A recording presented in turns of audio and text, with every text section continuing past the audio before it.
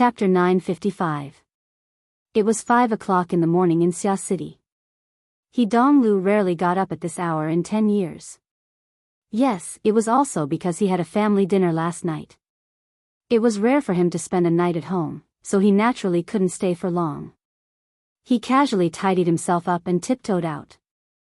The house he Donglu was in was the residence of his grandfather, the former commander-in-chief of the Air Force, General He Chong. After the old man retired, he always stayed at home, doing some inexplicable research. He was close to a state where he didn't step out of his house. The old man felt that this was pretty good. It was just that active members of the grandchildren generation like He Donglu had it tough. They would be brought back for 1 or 2 days a week to be educated. They wanted to play big, but they had to be overcautious and indecisive. It was very unpleasant. He had gotten used to it over the years. As he grew older, He Donglu also learned how to adjust. When doing things, one had to learn how to first restrain and then release. First hold back and then feel good. One had to adjust the threshold of excitement. Like this, he could fly again for the next week. 5 minutes is up. He Donglu sent a message to his bodyguard, Old C, and yawned again. He followed the safe route he had already chosen and walked downstairs. The house was quiet. After turning a corner, the courtyard corridor and the courtyard became one. The lights in the courtyard and the extremely weak first rays of dawn on the horizon were taken in together. They blended together with the light that seeped through a crack in the door of a room on the other side, forming a distinct color. What the hell? He Donglu suddenly stopped. At this moment, the continuous vibrations in the air reverted to a vague voice in his ears. The old man's voice was full of energy, but it was a bit clearer in comparison. At least He Donglu could hear it immediately. It didn't make sense. He Donglu subconsciously sized up his surroundings. He was sure that this was the safe route he had chosen. The old man was old. He slept short and light. He woke up early every day, but he would usually walk in circles in the small courtyard on the other side, practicing boxing. What was he doing in the greenhouse and sunroom until the sun was high up in the sky? Young Master Lu, the unexpected greeting made He Donglu's chest thump. The hair on the back of his head stood on end. He suppressed the scream with great difficulty and turned his head. He saw the old man's professional bodyguard, Old Zhang. He didn't know when he had appeared behind him. This old bodyguard was said to be even older than the old man. He had followed the old man for nearly half his life and was a true confidant. He was also a person who had almost become a demon. He Donglu truly felt apprehensive in his heart. He forced a smile. Old Uncle Zhang, my grandfather woke up early enough. Who's disturbing him so early? Mr. Zhang is talking to the commander-in-chief. Old Zhang maintained a certain distance from these relatives of his. The Mr. Zhang he spoke of was actually He Chong's eldest son, He Donglu's father, and the chief of staff of Xia City's coastal defense force, He Buzheng.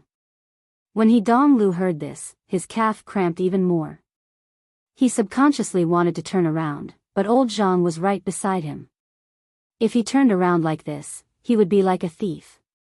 It was truly too awkward. After a moment of hesitation, the old man's voice from the sunroom became clearer. If you want him, then give him to me. He was young, but he was a world-renowned professor. It was just a matter of having one more or one less appointment letter. It's good for a few of them to be students and teaching aides. It can be considered as practice outside the school. It's better than them being drowsy in class. Next, it should be He Buzheng speaking. His voice was a level lower, making it hard to hear clearly. But the old man quickly brought it up again. Don't let people be scared out of their wits. I was the one who approved your enlistment in the army, and I took care of you a few times against your conscience. But you're used to doing things for others. You rise and fall, and in the end, you can't become a commanding officer. You have to run for election when you come back. Let's not talk about whether you succeed or not. In my opinion, if there's such a good thing, you might as well send a few of the monkeys at home over. It's almost the 22nd century, but their brains are still spinning in the box of the last century. You have to go too. You should go the most. It's also because I'm old, and I have more pessimistic things. I feel that I won't live long enough to reform myself. Otherwise, I would have gone too. Holy crap, this old man is getting more and more long-winded. He's inexplicably giving long-winded speeches. Little old man, you have to hold on. He Donglu was confused as he listened. He felt that the situation was far from good. His scalp and ears itched. He no longer hesitated. His heels automatically spun, and he was about to walk back. Who knew that there would be repeated bangs from the stairs behind him? A coarse kid would jump down in 2s and 3s and yell. Brother Lu, you're early. Shoo, shoo. This time, He Donglu was truly startled to the point that his entire body was covered in cold sweat. He hated that his hands were too short and weak to cover that person's mouth. The kid behind him was called He Dongliang. He was his third uncle's younger cousin. He was still in middle school. Recently, he had been infatuated with extraordinary strength. Every day, he would wake up early to temper his muscles and bones. He had a body full of muscles at such a young age, and he was still clamoring about paying respects to a famous teacher and learning a peerless skill. It was said that the old man was seriously considering it. He was truly insane. Speaking of which, although He Donglo's position in the family was that of a big silk pants, this coarse kid in front of him could knock him out of the hallway with his brute strength. However, due to his rich love history and uncommon aesthetics, he had accumulated quite a few people over the years. There were also quite a few brainless fans in the family. The kid in front of him was one of them. It was just that today, this kid's brainlessness truly wasn't the right time or place. No matter how He Donglu tried to stop him, it was still too late in the end. On the other side of the sunroom, the sound of footsteps could be heard after a while. The half-closed door opened, and He Bujing appeared at the doorway. His round face, which had always been regarded as amiable by outsiders, was currently stiff. He didn't give his son a good expression.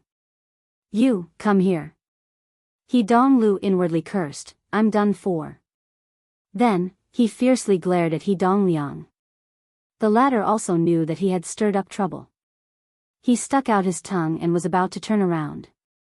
Who knew that the old man in the sunroom would raise his voice? All of you, come over and accept the mission. Yes, Commander. He Dongliang was a hothead in the end. With a roar, he walked over with vigor and vigor. He Donglu increasingly had no reason to refuse. He could only brace himself and walk towards the sunroom under his old man's cold gaze. Just as he arrived at the doorway, he heard the old man's chuckle. Little bastard, you've persisted for more than half a year, right? Your willpower is up to standard. Who are you going to find to learn skills from? Of course I have to find someone with great ability. We also have such conditions.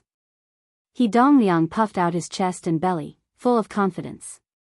He Chong grinned and laughed heartily. His mouth was wide, his nose was straight, and his face was rosy. Although he was nearly 90 years old, he still had a lot of black hair, and his body was still very robust. In his early years, he had experienced the aberration and the 3 wars. His family had died early, and he only married and had children for the second time when he was almost 50 years old. As a result, most of his grandchildren were still young. Truthfully speaking, he rather doted on them. Especially a hothead like He Dongliang, who was the most to his liking. Therefore, he deliberately teased him. You want to smash your old man's little treasury? He Dongliang snorted disdainfully. In this day and age, how many capable people can use money to smash things? He Chong was greatly amused. That's right. Little Dongliang's idea is the best. It seems you have a plan. That's right. There's no need to beg others. When I get back, I'll mention it to Sister Yuain. Isn't my brother-in-law in the palm of my hand? He Donglu let out a pft, but he suddenly felt something was wrong. When he looked again, as expected, his old man's face had already darkened. Chapter 956. You're messing around. You're carelessly calling me by my name. It's rude to create something out of nothing. Chong was the first to berate, but there was no particular anger on his face. Kids these days were born with the skill of observing body language. Even Dongliang, this bastard, had some attainments in this. He had confidence in his heart, and his foundation of a newborn calf that was not afraid of a tiger was revealed more and more. I'm just talking about it at home. It seems intimate. If Sister Yuan gets angry, then that's really rude. Aren't you talking about me taking him as my master? Who doesn't try to get close to him before taking him as their master? Chong really wasn't angry. He just averted his gaze. Kids always do whatever they want. They have a good eye for picking people. What about you? Yeah, me? Donglu had just stuffed back his stifled laughter when he saw the old man's eyes focus and lock onto his position. He was naturally apprehensive. He felt baffled. How did he get involved in this matter? It's you. Chong hooked his finger at his good-for-nothing grandson by the door, telling him to come into the room. It's rare for you to wake up so early. Let the two of us have a chat. Donglu walked forward in a daze. He walked 2 steps and suddenly came to his senses. It seems like I really can't get away. Speaking of the 3rd generation of the He family, aside from He Yuan, he was the one who had more frequent contact with Luo Nan. The old man asked, but what could he do? He could only walk closer and say whatever was on his mind. Yeah. That fellow is a bit weird. He's quite honest when it comes to normal communication. He doesn't have any bad intentions. After the appearance of the blood intent bracelet, Donglu specifically went to find Luo Nan to discuss the matter of cooperation, but he was shamefully rejected. And the reason for the rejection was very bizarre. He said that the item was a defective product and couldn't be circulated as a commodity. He was quite angry at the time, but the situation developed as Luo Nan said. He stumbled all the way and was limited to the laboratory from beginning to end. There was practically no possibility of developing it in quantity. This way, Donglu could be considered to have helped him bypass a pit. Donglu's evaluation came from this. He felt that he was quite objective, so he grinned twice. Bujing shot him a cold glance. You can actually laugh.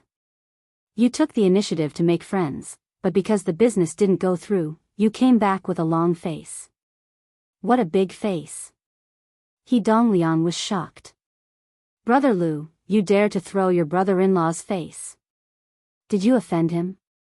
A blade under his ribs, a blade in his face, suddenly spurting out blood. No matter how cowardly Donglu was, he was still somewhat unable to restrain himself. In front of an old man, why would he be afraid of a little old man? Why don't you say that I put my arm around his shoulder and did the whole thing with him? Wow.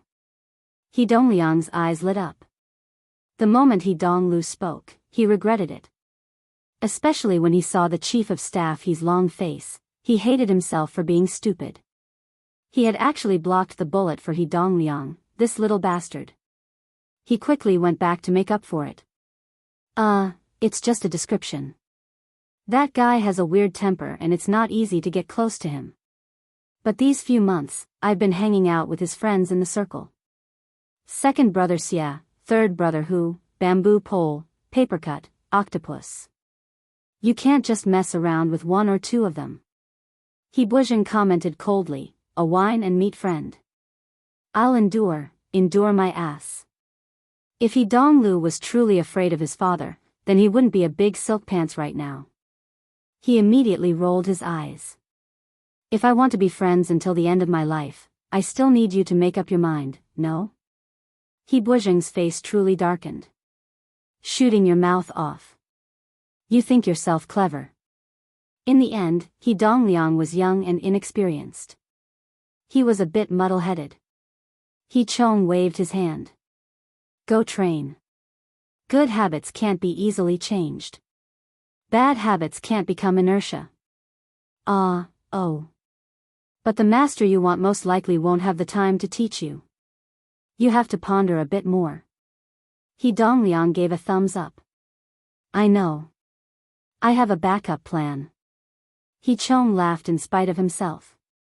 You even have a plan B? Of course. Isn't there an old saying? If I can't be his disciple, I'll be his junior. He has a master, even though he only teaches him body arts. The room was silent for a second.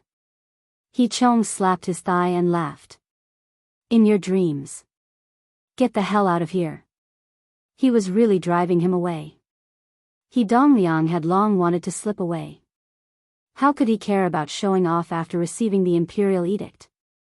He didn't care about his own cousin. He turned around and ran. He Chang's gaze turned to He Bujing after the little fellow ran out the door. He said, You unenlightened brat. You're in high spirits. You're just watching the excitement. Those who have truly entered the door probably only hate that their brains aren't enough. If you're going to send people, then send elites and properly learn things. He Bujing grunted. He could hear that he was still a bit hesitant. He Donglu curled his lips. It was just that this little action was discovered by his father. He Bujing had always found this son of his to be an eyesore. He immediately reprimanded, Let's not talk about other families. You can only dig out some unbearable things from your eyes. He Donglu was already in a bad mood. Now he was hit in the face with a stick. He was clearly being used as a punching bag. He couldn't hold it in any longer.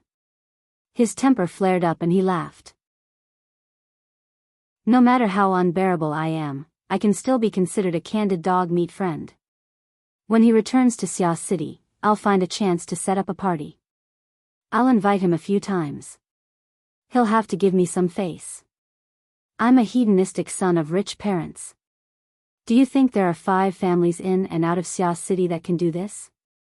This also includes Xia, Hu, and the others who are already in the circle. That's right, he's doing this for the sake of his older sister, but he can't stand us having strings swinging back and forth, right? He Donglu. He Donglu's voice immediately dropped an octave, but his mouth still couldn't be sealed. You.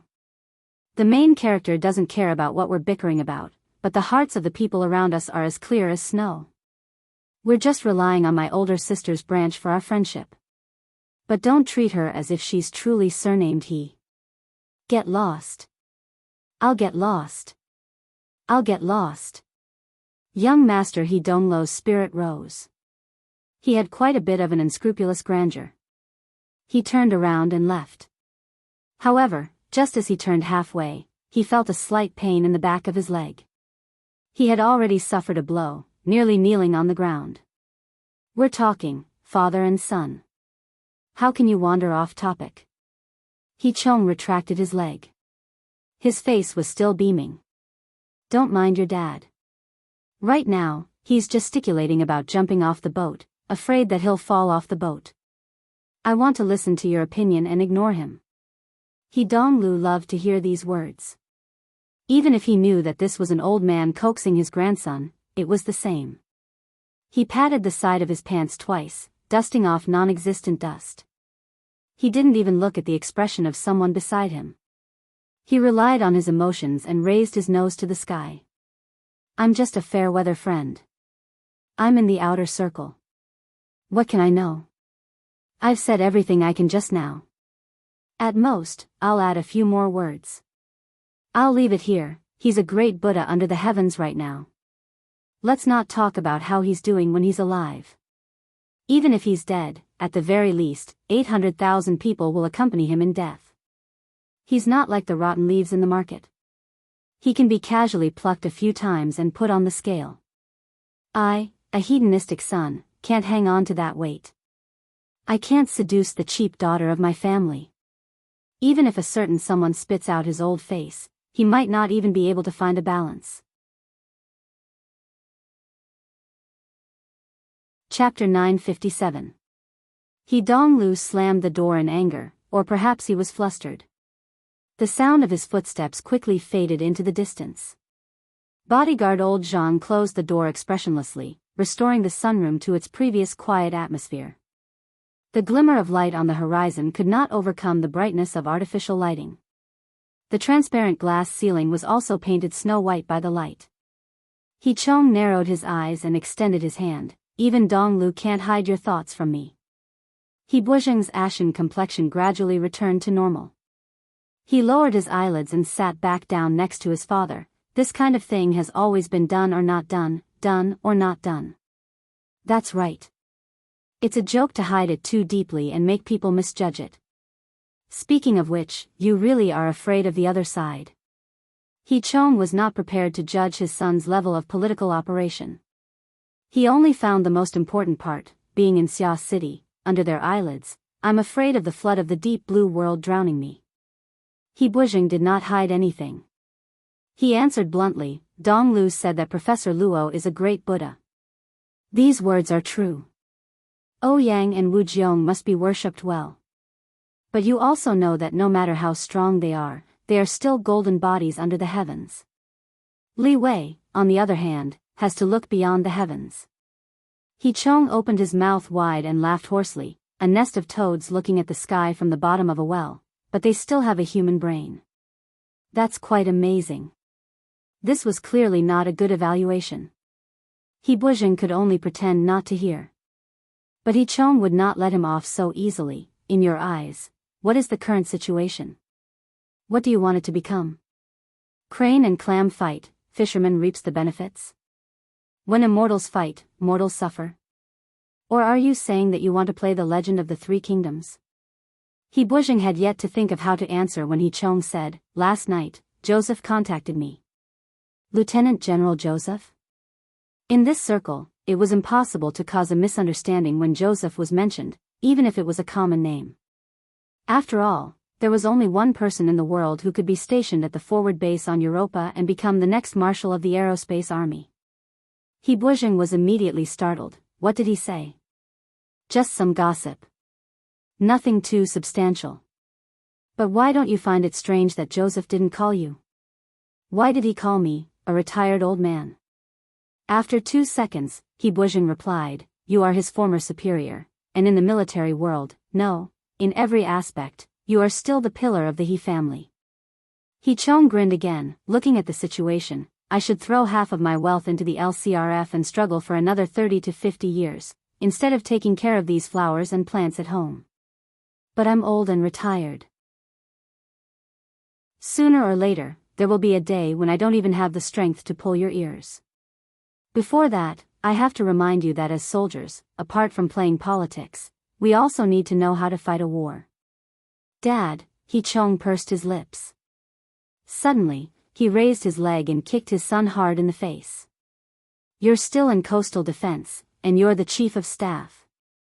Are you clear about the enemy? Have you figured out the level yet? Did you get the location right? How big were they? If you don't understand these things, you're not even qualified to be a staff officer, let alone fight a war. He Donglo's footsteps were hurried as he rushed out of the main entrance. He finally had the courage to look back. Luckily, he didn't see the little old man send people to capture him. Only then did he let out a sigh of relief. At this time, his car had already arrived by his side without a sound. The car door automatically opened. He Donglu let out a breath and sat in the back seat. His personal bodyguard, Old C, was already sitting upright on the other side. He silently bowed in greeting. Bao Cheng, the driver in front, turned his head and asked, Master Lu, where are you going today? He Donglu sighed. He was inexplicably bored to death. He didn't want to talk, but at this time, he glanced to the side and saw the video system in the back of the car turn on. This was nothing. He had spent quite a bit of time inside. His bodyguard and driver watched movies and played games to pass the time was nothing. It was just that, hey, this guy. He Donglu pointed at the projection screen and shouted. Wasn't the inexperienced young man that the camera pointed at, Luo Nan, who caused him to be reprimanded and criticized? Old C responded, apologies Master Lu, He Donglu didn't care about this. He pointed and asked, is this a video from before? That can't be right. No, it's a live broadcast. Huh. This is an internal channel of the military. It's mainly targeted at burners. News travels quite fast. There are also people doing live broadcasts of situations that don't involve secrets. He Donglu interrupted him and went straight to the point. In T-City? Xia City's military did this? Old C was slightly startled, but he immediately confirmed, it's in T-City. The host is Major Shinha. He's currently training in T-City. He received a temporary order to cooperate with Professor Luo to carry out an experiment. It's not secret. To be precise, he obtained Professor Luo's permission to record and broadcast. That fast.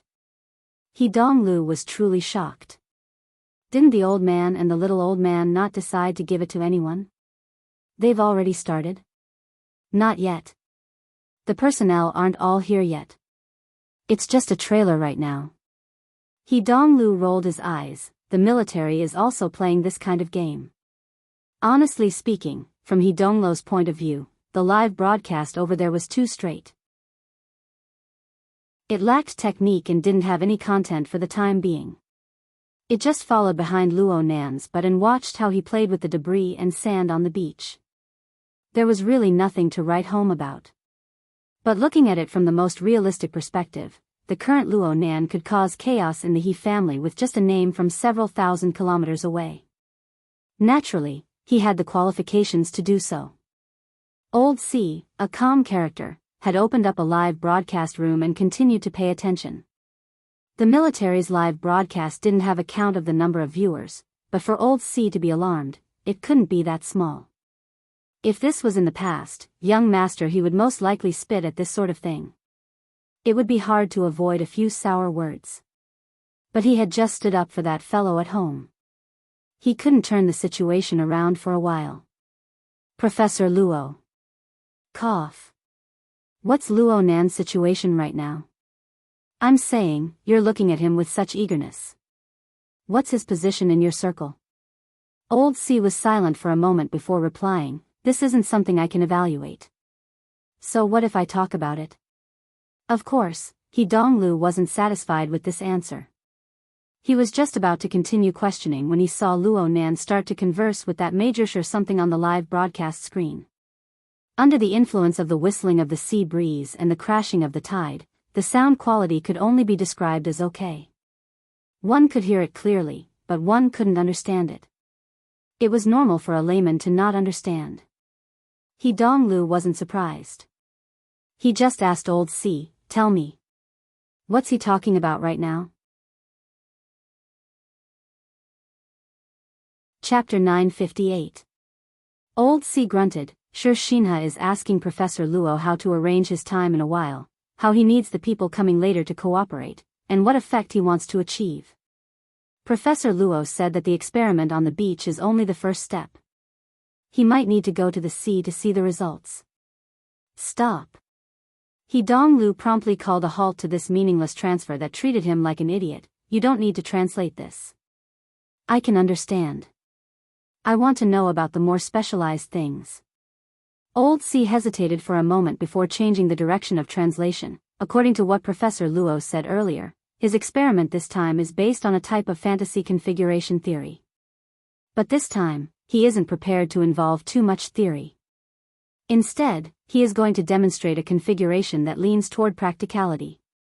In fact, this isn't a lecture. It's just an impromptu live broadcast of the experiment. He won't specifically explain it. When the time comes, it will depend on each person's ability to understand. You don't need to explain this. He Donglu powerlessly waved his hand. Could it be that he was acting like a retard? I just want to figure it out. Is there any value in what he is expressing right now? How does it compare to the ring of blood and intent from last time? Forget it. I'll just ask an expert. It was really too difficult to ask a professional bodyguard to explain extraordinary theory.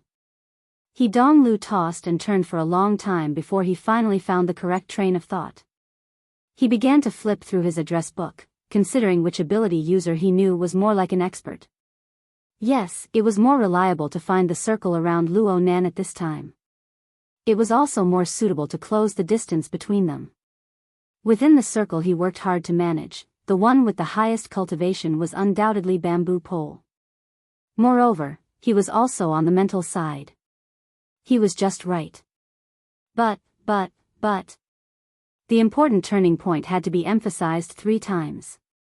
That fellow bamboo pole appeared to be greasy and lecherous, but he was actually impervious to everything. He was shrewd and powerful. During this period of time, his status in the Xia City branch had risen with the tide as he entered the architect sequence. His influence was rapidly rising. He Donglu was a bit apprehensive to communicate with him alone. He didn't feel that he could take advantage of him. How about he switched to someone else?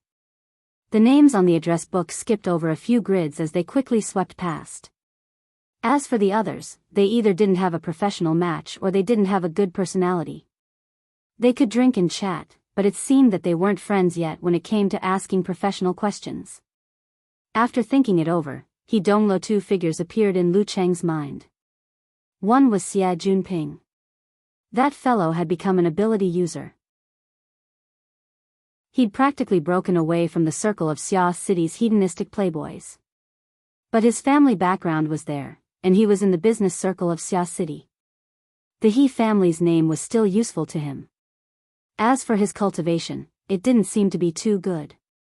However, he had a good teacher, so he should be able to make it. As for the other person, He Donglu almost didn't think of him at first. It was only when he saw the address book that he made the connection. That chubby, ordinary-looking middle-aged uncle. It was too cruel to put it that way. He seemed to be a loner. He didn't remember his real name. He only knew that his nickname was Papercut. This person didn't stand out in Luo Nan's circle. The reason why He Donglu paid attention to this person was because this person seemed to have participated in the earliest development of the Bloodwool bracelet's external talisman paper. Of course, the main developer of the external talisman paper was still Gao Tianshi. However, Gao Tianshi was a veteran B-rank psychic. His connections in Xia City were deep, and his status was transcendent. He was someone who could directly deal with He Donglo's old man. He wasn't as easy to get along with as Papercut. As for Papercut, He Donglu knew after a few encounters. He had a kind face but a soft heart. He was honest, patient, and easy to bully. It was just that his cultivation was mediocre. It seemed that he played support. He was mediocre in all aspects. Even though he was psychic, it was hard to look forward to having him explain things. He Donglu thought for a moment and decided to contact Xia Junping first. He had a bit of a psychological advantage when it came to this person. He wanted to see if he could use Papercut to contact the supposedly powerful Dean Wan. However, the call didn't go through. This made things a bit awkward. Could it be that it was too early? He looked out the window. That was indeed the case. But time waits for no man. He hesitated for a moment before switching to Papercut. This time, the call went through quickly. Hello. The other party's voice was a bit muddled. It was clear that he had just woken up from his sleep. Cough, brother. Papercut? The other party mumbled a few times. He probably saw the caller ID and became a bit more clear-headed. He Donglu, young master he. Brother Papercut, are you still asleep? He Donglu quickly understood when he sensed Papercut's current state. It seemed that Papercut didn't know about Luo Nan's live broadcast in D City. This made things easier. He Donglu thought of an excuse on the spot. He didn't need to think too much about it. The news itself was the best reason. He Donglu's attitude became more and more natural. Brother Papercut, I was looking for bottle just now, but that fellow wouldn't pick it up no matter what. It was a bit urgent, so I... Oh, he's doing his morning class right now. He needs to focus. Cut off all communications. It would be better to call him in half an hour. Papercut turned over, huffing and puffing. He struggled on the bed, but his honest nature was exposed. If you have something urgent, I can help you call him. Hey, you're next to him? Yeah, I was playing with the children at the orphanage last night. It was too late, so I slept here. Do you have something you need? He Donglu slapped his thigh. It was said that Xia City was evil, but now he caught two of them at once. He became even more relaxed. He giggled and kept Papercut guessing. This is exclusive news. Oh no. Pa. This time, He Donglu slapped his head fiercely. Holy crap, he's definitely not awake yet.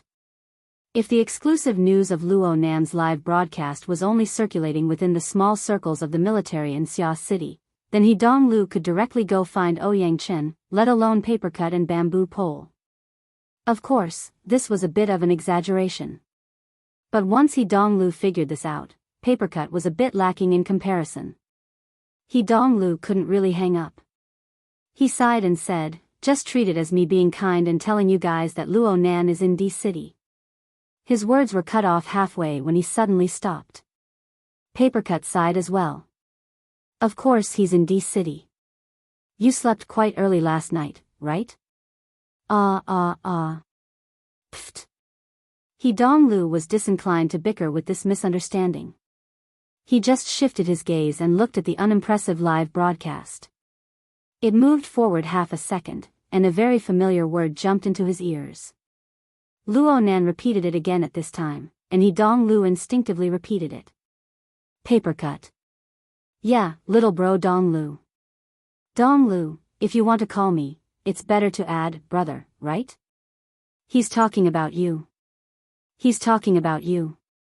Huh? He Donglu smacked his thigh again. This time, he really hit it. He no longer hesitated. He shouted. Where are you? Chapter 959. Did you take too much last night? Who's looking for me? Looking for you, my ass. Hurry up and send me the address. Otherwise, I bet you'll regret it. My God, Papercut's remaining sleepiness was completely dispelled by He Donglu. He confirmed the time and finally made a painful decision. He struggled out of bed and prepared to properly deal with this overly excited hedonistic young master. I said it earlier. It's the welfare home.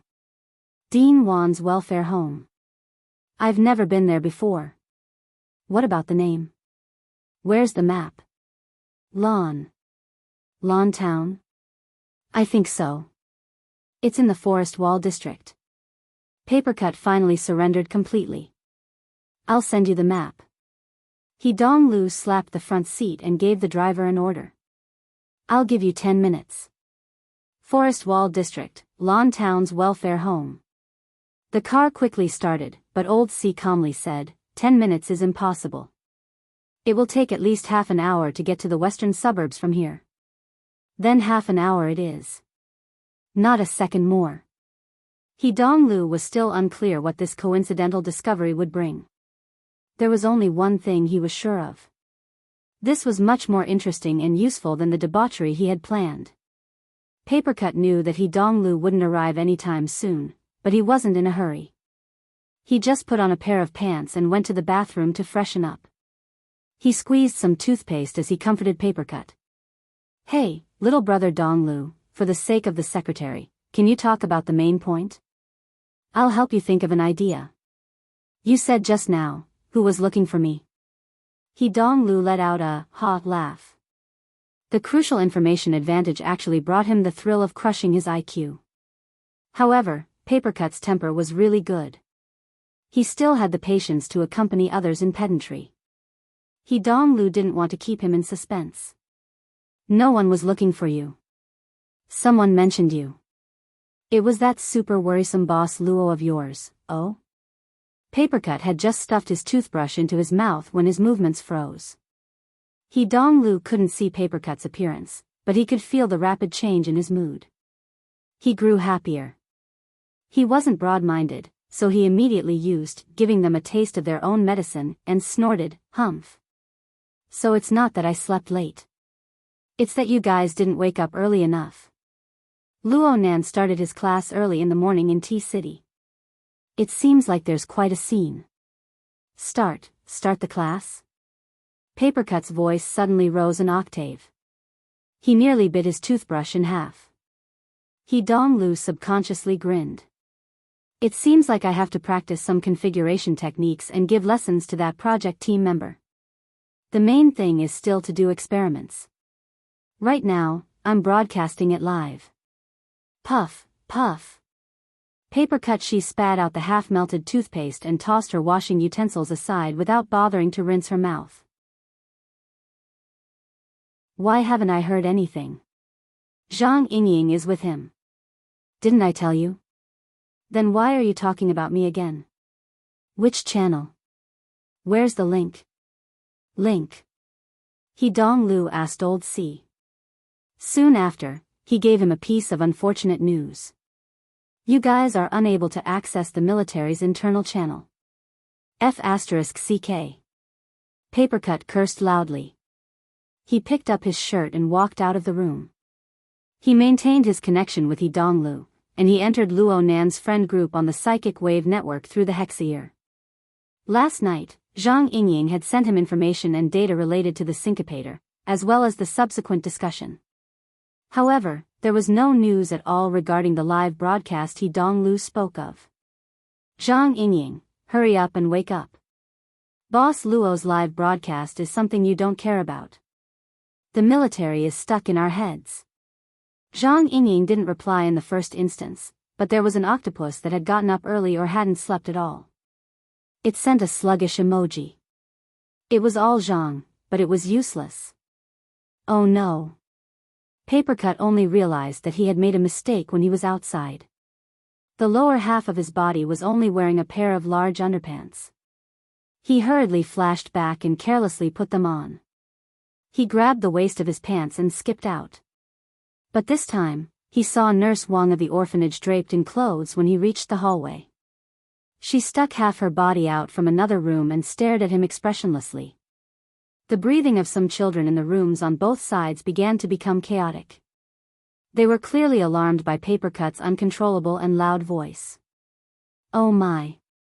Papercut exclaimed in a low voice. He instinctively extended his hands to put his palms together in apology, but he forgot to pull up his pants. Fortunately, his body was wide and fat. His waist and crotch blocked it, so he didn't make a big fool of himself. However, he was still in an extremely sorry state. At this time, He Donglu's voice was transmitted over again. He seemed a bit hesitant. Yes, I feel like you're a typical negative person. Papercut stood on his tiptoes, gritted his teeth, and held his breath. He waited until he reached the entrance of the orphanage before he opened his mouth. Share, transcribe, remake, whatever. Immediately send the video over for me to see. For Papercut, this was a rare and urgent tone of voice. You'll have to wait a bit. He Donglu was willing to help, but the operation required time. Papercut's reasoning was understanding, but his emotions were unforgiving. His heart felt like it was being scratched by a cat. In a few short seconds, a layer of sweat had already accumulated on his forehead. At this time, the friend group had already exploded. First, there was a large queue with a sluggish expression. Then Zhang Yingying reacted and left a message. I got in touch. I'm going to find out. After destroying the queue, there was no follow-up for the time being. Nearly everyone had been awakened by the explosion. They were speculating, discussing, and tagging Papercut, the first-hand news provider. Papercut originally wanted to join in, but his heart was truly overgrown with weeds. He Donglu's few words had stirred his mind into a trance. What is Nanster teaching? Why did he mention me? Typical negative person. Does it have to be this serious? Papercut walked to the entrance of the orphanage in a jumbled state of curiosity, ignorance, anticipation, and even worry. Suddenly, someone called out to him. Uncle Paper, Uncle Paper. Weiwu? The one who called out to Papercut was the most promising kid in the orphanage, Di Weiwu. He was also the adopted son of Papercut's old friend, Di Donghua. This kid had quite the backbone. Even if Di Donghua would complete the procedures to adopt him with just a word, he was still willing to live in the orphanage with the other orphans in the orphanage. Di Weiwu was also a diligent kid. Every day, he would wake up early to train, rain or shine, to build a foundation for his future cultivation. Seeing the sweat on his head, he had most likely returned from a round of training. "Uncle Paper, are you leaving now?" "Oh, I have a bit of business." Papercut stopped mid-sentence because Hidongwa had begun to transmit data. It was not a live broadcast, but a transcribed video. To increase efficiency, I'll send it one clip at a time. Damn. Papercut decisively turned around and walked back. Uncle Paper, Uncle Paper? Di Weiwu felt baffled as he quickly caught up. The reason for Papercut's choice was very simple. This was a commercial society. No matter how good Xia City's infrastructure was, it was impossible to achieve full coverage for a rotten place like the recycling stratum. The orphanage was a public place. It was already the area with the strongest signal. Hidonglo's decision to send the video in segments was very wise. The first video, which was a few dozen seconds long, was quickly transmitted. Since Papercut was connected to the psychic wave network at the same time, the video was sent over. It was not suitable to be projected onto his retina, so he could only choose to play it outside. Di Weiwu, who was playing the role of a follower, went, "Wow. Brother Luo Nan." Papercut ignored the child's messy way of addressing each other. He just stared at the projection area. He listened to the information being transmitted. In the video, there was a simple and stable background of a beach and a focused image of a human figure. Aside from being able to confirm Luo Nan's existence, there was no other value to it for the time being. The only thing that was truly meaningful was the voice. "Chief, why do you need so many people?" So many burners?"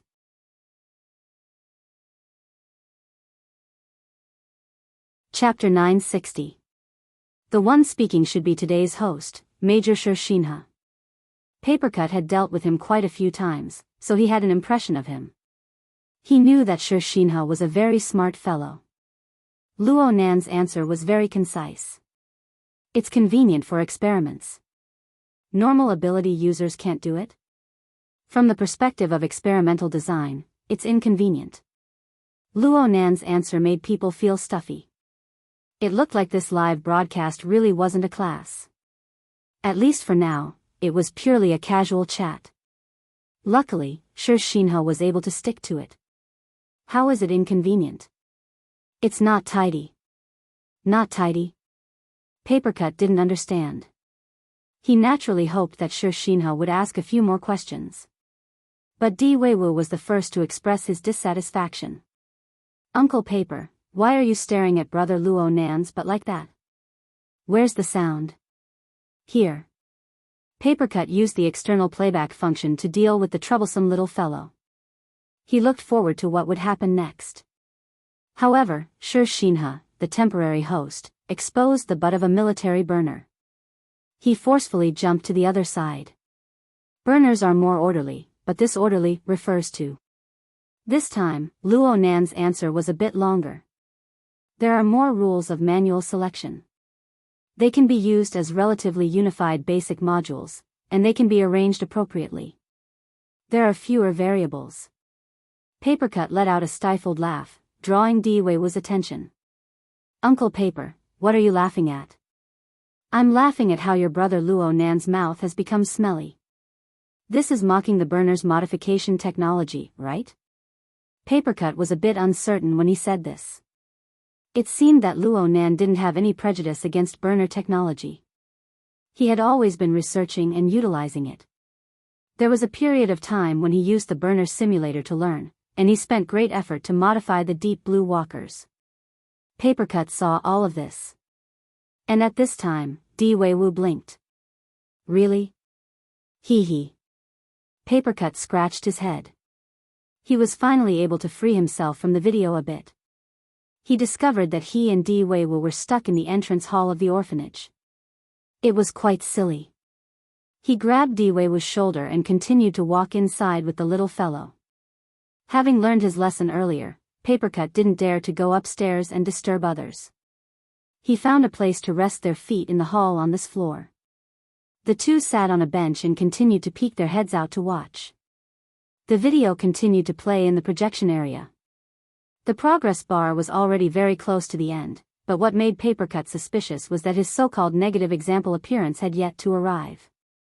Luo Nan was calmly piling sand on the beach in the video. From time to time, the camera would swing back and forth, and one could see that there was already an undulating pile of sand on the beach. The amount of work involved was not small.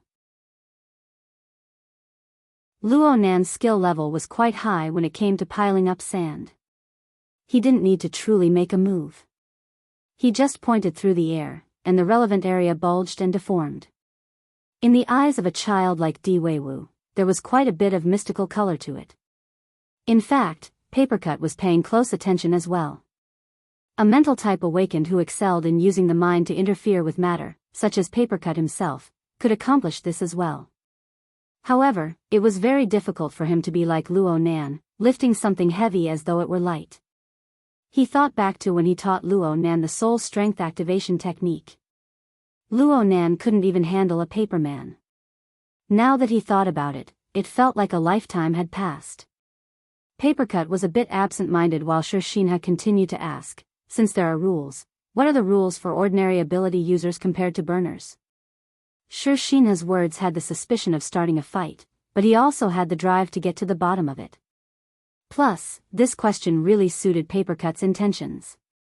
Luo Nan, who had his head buried in piling up sand, finally turned around. He clearly had some time to think before saying, "This isn't something that can be explained clearly in a few sentences." Then say a bit more. Of course, Papercut was saying these words from several thousand kilometers away. At best, he was trying to make Di Weiwu laugh. Shixinha didn't dare to continue with Luo Nan's words. He couldn't see it through the camera, and he could only stare blankly at the actual situation. A few seconds later, Luo Nan finally followed up, "Let me give you an example." Okay. Shixinha's expression couldn't be seen, but his voice had the suspicion of maliciously acting cute. He was also trying to coax Luo Nan to say a bit more. Over at the orphanage, Di Weiwu chuckled when he heard this. On the other hand, Papercut felt his face, no, his entire body stiffen when he heard the word, example. Only his heart thumped loudly in his chest. He had received He Donglo's spoiler warning beforehand, so he couldn't help but think of something. Isn't this the place? Papercut saw that Luo Nan's eyes were a bit vacant in the camera. He had the posture of reminiscing. Last year, I was in Xia City. I had just entered the circle not too long ago, so I lacked general knowledge. Many friends in the branch took turns teaching me. I have a friend who taught me soul activation techniques. Soul activation? You mean the transcendent ability to control special equipment and carry out long-range attacks and defenses, right? Shixinha was a qualified supporting character. He was knowledgeable, responsive, and able to quickly follow up with the main point. Luo Nan nodded. You're talking about the control class. Back then, Brother Papercut, the friend who taught me this technique, said that soul activation techniques are divided into the activation style and the control style. The control style is more practical. Wow, Uncle Paper. Brother Luo Nan flipped your card. Di Weiwu was both surprised and excited. He shouted loudly, his voice shaking the roof. Papercut disliked the noise he was making and his words were preposterous. He wanted to reprimand him, but when his lips moved, he felt that his mouth and throat were dry. He had to use a lot of strength. His throat squirmed with difficulty before he found some saliva to moisten his throat. He swallowed it down with a gulp. The thought of scolding Di Weiwu had long since disappeared. There was only one thought left. This time, my reputation is going to be lost to the entire world. In the video, Luo Nan wouldn't change his tune just because of Papercut's nervousness. He continued to speak very naturally. I learned this technique in order to experience the mutual interference between the mind and the material. I was muddle-headed about many things at the time. Everyone said whatever they said. But now that I think about it, there are some things that are worth questioning. Finished. At this time, the progress bar of the video hit the end. It broke. It broke right here. Uncle Paper, what's going on? Di Weiwu was enjoying watching the excitement. He was obviously dissatisfied that the video suddenly broke. F***CK. He did it on purpose. Papercut smashed his fist on his knee. He nearly choked on the saliva he had just swallowed. The video started early and started late, but it just had to break right here. If that kid He Donglu didn't do it on purpose, then Boss Luo would have become a well-behaved baby. He nearly dialed the number again and cursed out loud. Luckily, he saw that the second video was almost finished downloading. I'll endure. Papercut calmed down. First, I'll send the video I just finished watching to the group. After a few minutes of fermenting, the group completely exploded, and the shockwaves began to spread across the psychic wave network. However, there was still no news of Zhang Yingying. The video Papercut sent over only served to add fuel to the fire. Bamboo Pole was indeed the smartest one. He felt that something was wrong the moment he saw the format and duration. Transcribed. This mover's work is too rough. We want the live stream link. Live stream. Live stream. Who's calling Zhang Yingying right now? My line has been busy. She's communicating with Boss Luo, right? Both sides are busy. Why isn't Luo Ui playing his cards according to the norm? The replies in the group were stirred up, but they soon ran out of steam. Needless to say, they all went to watch the video. Papercut suddenly discovered that it was quite foolish of him to waste time on this. His thoughts spun, and he returned to his own side. The second video had already finished downloading. There was still a third and fourth video to follow. He was too lazy to waste any more time, so he just shared these files with the group.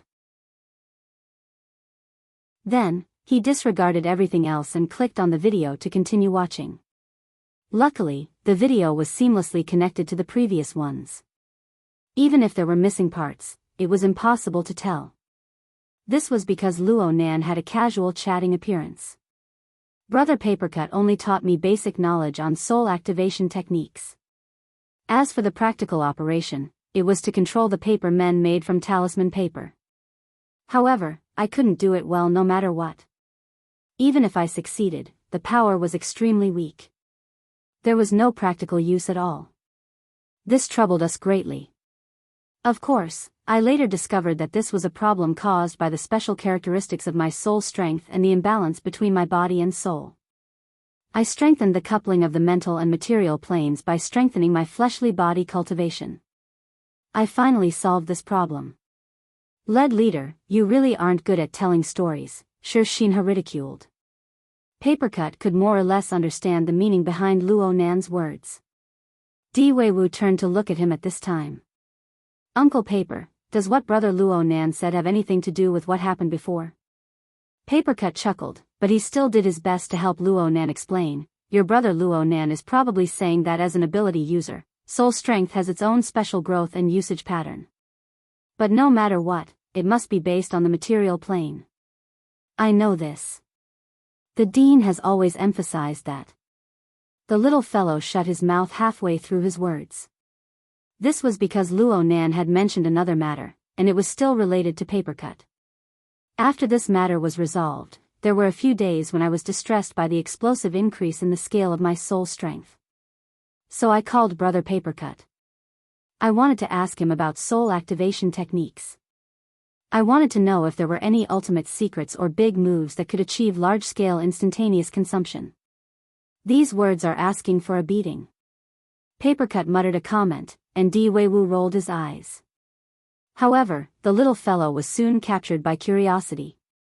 Uncle Paper, you even taught Brother Luo Nan a big move. Listen carefully. Papercut tried to interrupt the little fellow's train of thought. But at this time, Sure Shinha and Di Weiwu realized that their thoughts were synchronized. Sure Shinha muttered to himself, the big move of soul activation. What is it? Nothing at all. Then Brother Papercut recommended me to learn Her Majesty Empress Wu's dripping sword. Ah, is that so? Sure Shinha laughed dryly and reacted, that move shouldn't be a high-consumption move. I'm saying that the core value of the dripping sword lies in the condensation ring. Chief Luo, you've talked about this before. It was during the last public lecture. But what does this have to do with Mr. Papercut? Sure Shinha had single-handedly steered the conversation back on track. One could imagine how many people who were watching the live broadcast were giving him likes. If the military's live broadcast system had a reward function, it would certainly explode. It didn't matter at the time, but now that I think about it, Brother Papercut's words weren't appropriate. He compared the activation style to the control style. He believed that the former was more suitable to be used as support, while the latter was the main combat power. Perhaps he was wrong from the root. I feel more and more that the activation style, which simulates spirituality, is more representative than the precise control style, is more representative. Sure Shinha took 2 seconds to digest this before asking, what does it represent? Yeah, what did it represent? At this very moment, Papercut, who was suspected to be a negative example, became all the more focused. It wasn't just because he was closely related to Luo Nan's description. It was also because he was looking forward to it. With Luo Nan's current level, even a careless sentence might have its own unique value. It might even have some sort of guiding significance. Plus, Papercut was analyzing him right now. Even if it was a bit lacking in privacy, if Papercut really said 1, 2, 3, 4, he would be able to publicly execute Luo Nan, let alone now. Papercut pursed his lips and held his breath. He blocked out all information from the outside world and only watched the contents of the video. If he cut it off now, he swore that he would strangle that kid He Dong Lu to death. I feel that it is too rash to artificially differentiate the things of abilities and traits before they are explored in depth. Just like the regulation that you were particularly interested in just now. Without exploring to a more fundamental level, all differences are just shallow expressions. Just like this beach. It doesn't have any special meaning before I start to shape it. If it does, it's just the sand itself. Papercut was a bit stupefied.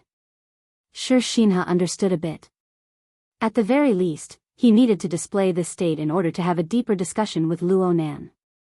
However, there is no essential difference between ordinary ability users and burners at the most fundamental level. So what you're saying is that we should explore the structure of an ability? Luo Nan extended 3 fingers. Level, structure, and leap. All 3 aspects must be considered. Whether it is an ordinary ability user or a burner, their regulation is established on a more fundamental level. It depends on the adjustment and optimization of one's ability structure, as well as the possibility and direction of the leap of the existing body and soul system. Sure Shinha cautiously asked, can you explain in more detail? At this point, the video flashed, and the progress bar reached the end. Papercut's heart tightened. Luckily, the latter part of the video had finished downloading this time. The AI continued. In a normal sense, the foundation of our lives is an unchangeable and established fact. It's like this beach. Even if I piled sand into a castle, it would only be a sand castle in the end. It wouldn't change into any other nature. Humans, or cultivators to be exact, are a bit better. At least there is hope for change. Hello? Luo Nan's voice cut off again. This time, there was a call from the outside. The caller was undoubtedly Zhang Yingying. Papercut felt stifled in his chest, but he could only endure it. Luo Nan was talking to Zhang Yingying in front of the live camera. Yes, it's still on the beach. Not on the beach. Just do an experiment. It's not easy to find people to cooperate. Yeah, come over if you want. We haven't officially started yet. The call ended after a few sentences. Luo Nan faced the camera again. This time, he still had some conscience. Where were we just now? Cultivators have the hope to change the foundation of their lives. Sure Shinha accurately summarized and expressed his original meaning. It's more appropriate to use the word leap. It's like this. A beach area suddenly bulged by Luo Nan's feet. The sand at the bottom was like a gushing spring. It went from low to high, slowly rising up. Every grain of sand was as smooth as a water droplet. They hissed and formed a beautiful sand spring bouquet. Right now, we basically believe that life is a product of a single leap. It goes from the purely material plane to the life plane. We can assume that these ordinary grains of sand have become the living substance. They have formed a series of lives, allowing them to possess basic functions. This is the first end. The first end? Luo Nan didn't explain in depth. He just continued speaking. When life takes form, it needs to maintain its life structure, maintain its basic functions, and allow life to continue. It needs to absorb energy from the outside world, reproduce, and live. It forms a basic drive of desire. This is the second end. It seems that I'm going to enter the domain of anthropology and sociology. I'll just go straight to the conclusion. Faced with the memories of nature and complex society, humans have formed a series of experiences that are endlessly accumulated and transmitted, but are relatively fixed. This is the third end. And on the basis of experience, there is a deeper level of application of intelligence. It forms a high-level state represented by logic and spirituality. This is the fourth end. This is a rough division. It can be considered to be 4 small levels. Shinha finally found an opportunity to interject. But why is it called end? Luo Nan had a matter-of-fact appearance. Life is full of contradictions. You can't ask it to be like a machine. It must work diligently and earnestly for a predetermined goal. It must work to the end. Shinha had a pensive look. He perfectly summarized nonlinearity and reaction. This is the normal expression of the universe. Luo Nan laughed. Therefore, a small leap in the life plane will often be like this. The straight gushing sand spring began to warp. It was no longer beautiful. It was more like a fat snake dancing to the sound of a flute. It was as if it had been drugged. It suddenly turned and twisted in the air without any obstructions or obstacles. Its body collided, and it even swallowed itself and fused with its tail. Look, the mutual interference between them circulates over and over, ultimately forming the structure of the self-format. We will divide this process into 4 levels. Each level represents a great turning point. That is the 4 ends. 5 levels are the 5 ends. And so on. It's not a very precise thing. Luo Nan spoke lightly, but whether it was Shinha or Papercut, both of them watched with rapt attention. The camera locked onto the warped sand snake. They watched as it gradually melted into a single mass. There were no longer any pores. It seemed to have some edges and corners, but it was a chaotic creation without a concrete shape. Luo Nan's voice continued to ring. Actually, we can still crack open this thing and see what kind of core it ultimately forms. As Luo Nan spoke, the outer shell of sand tore apart, but it still maintained a general outline and shape. It just expanded outwards, exposing an extraordinarily neat object within. A sphere. Shinha's voice was clearly absent-minded as a footnote. An inscribed sphere. Luo Nan grunted. I'm more willing to call it the self-format. If we follow this pattern and continue to expand its function to a certain degree, it will form a ladder that leads to the fantasy plane. Of course, the initial result will still be. Shinha murmured, a sphere. Outside the sphere. The split silhouette of the sand curtain closed up once more. This time, the edges and corners were grinded into extreme clarity. It formed a standard tetrahedron structure with 4 ends and 6 edges.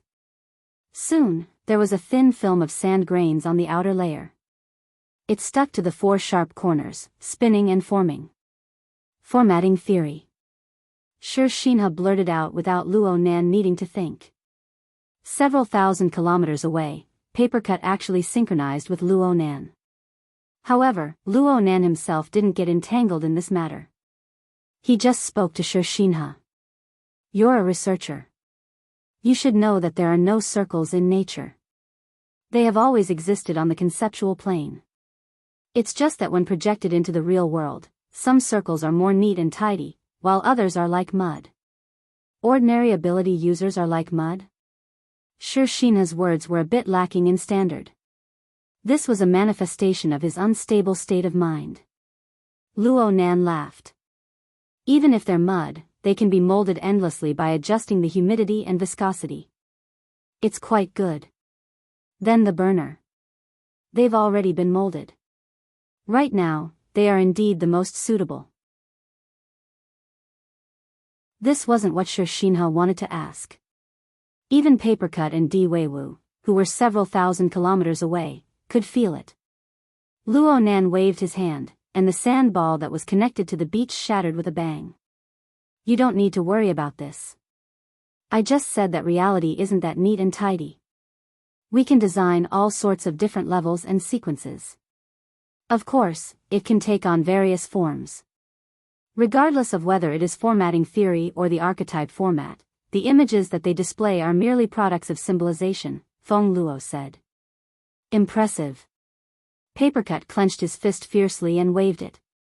Di Weiwu's brain had long since crashed due to Luo Nan's theory. He couldn't understand what was going on, but he still retained his curiosity. Uncle Paper, what's your current image? The corner of Papercut's lips twitched. It's most likely just a lump of mud. Luo Nan, who was far away in T-City, seemed to have a telepathic connection at this time. He seemed to be comforting, but he also seemed to be announcing the answer. It doesn't matter if it's a normal ability user or a burner. As long as they follow this pattern, their form can always be corrected. They can move in the direction that suits them the most. This requires the ability user to continuously cut down to find more basic components and adopt a more reasonable structure. For example. Papercut's ears perked up, but what he heard next was the humming of an engine and a military-style chant. Everyone. Luo Nan interrupted his speech. He turned his head to look toward the beach. Oh, a group came. There aren't enough people. However, we can prepare first. We can teach a few of them and let them familiarize themselves with Mengchong. Let's begin. Shinha did not respond for a long time. F***ck me.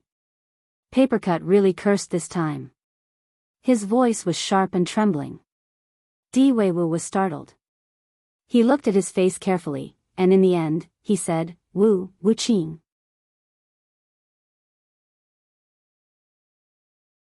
Chapter 961.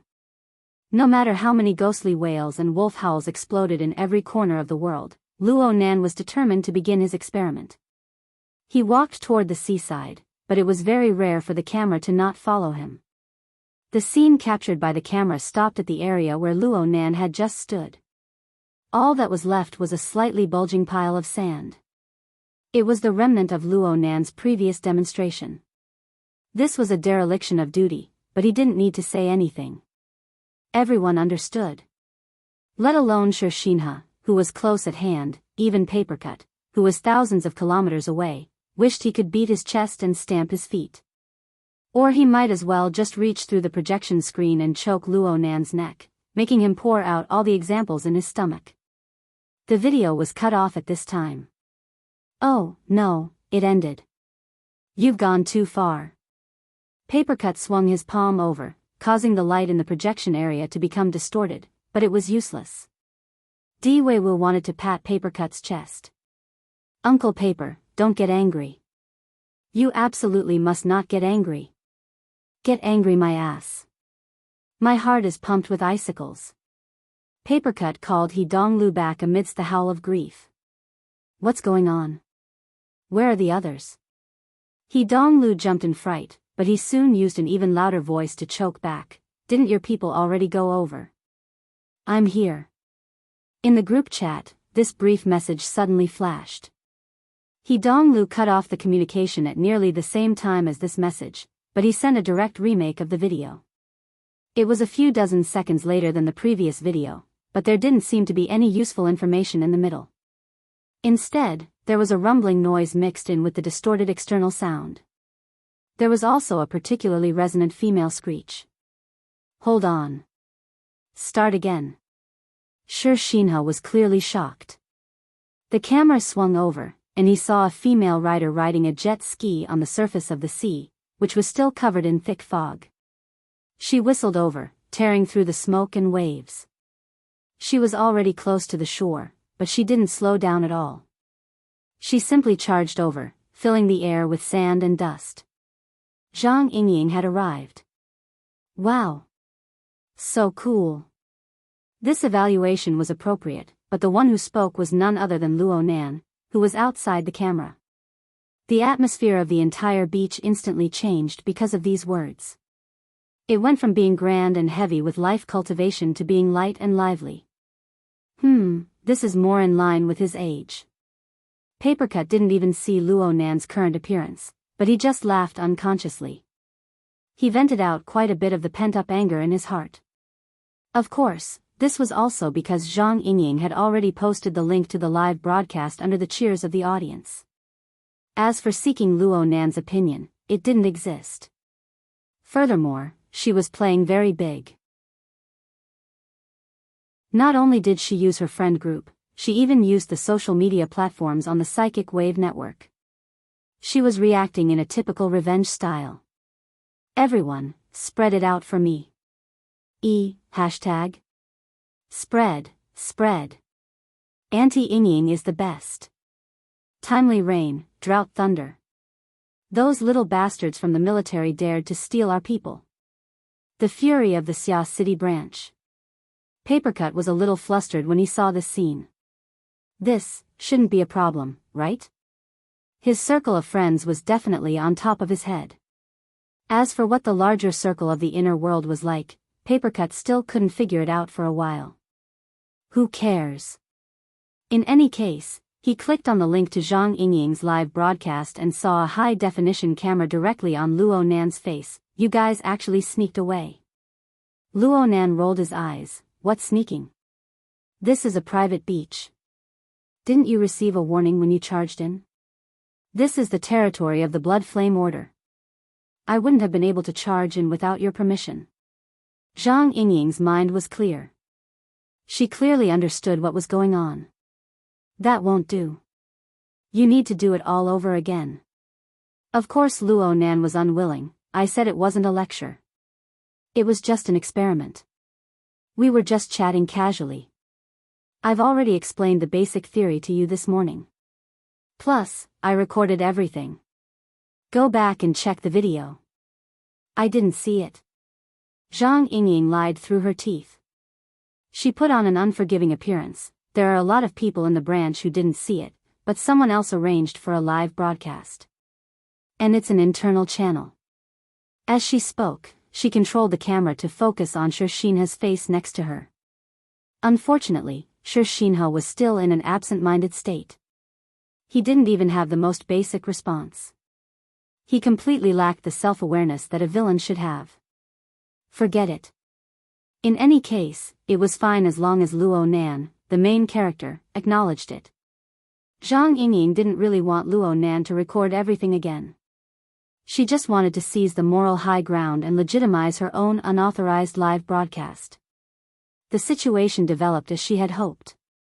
A few seconds later, the ability user circle of Xia City erupted in thunderous cheers. The live broadcast started.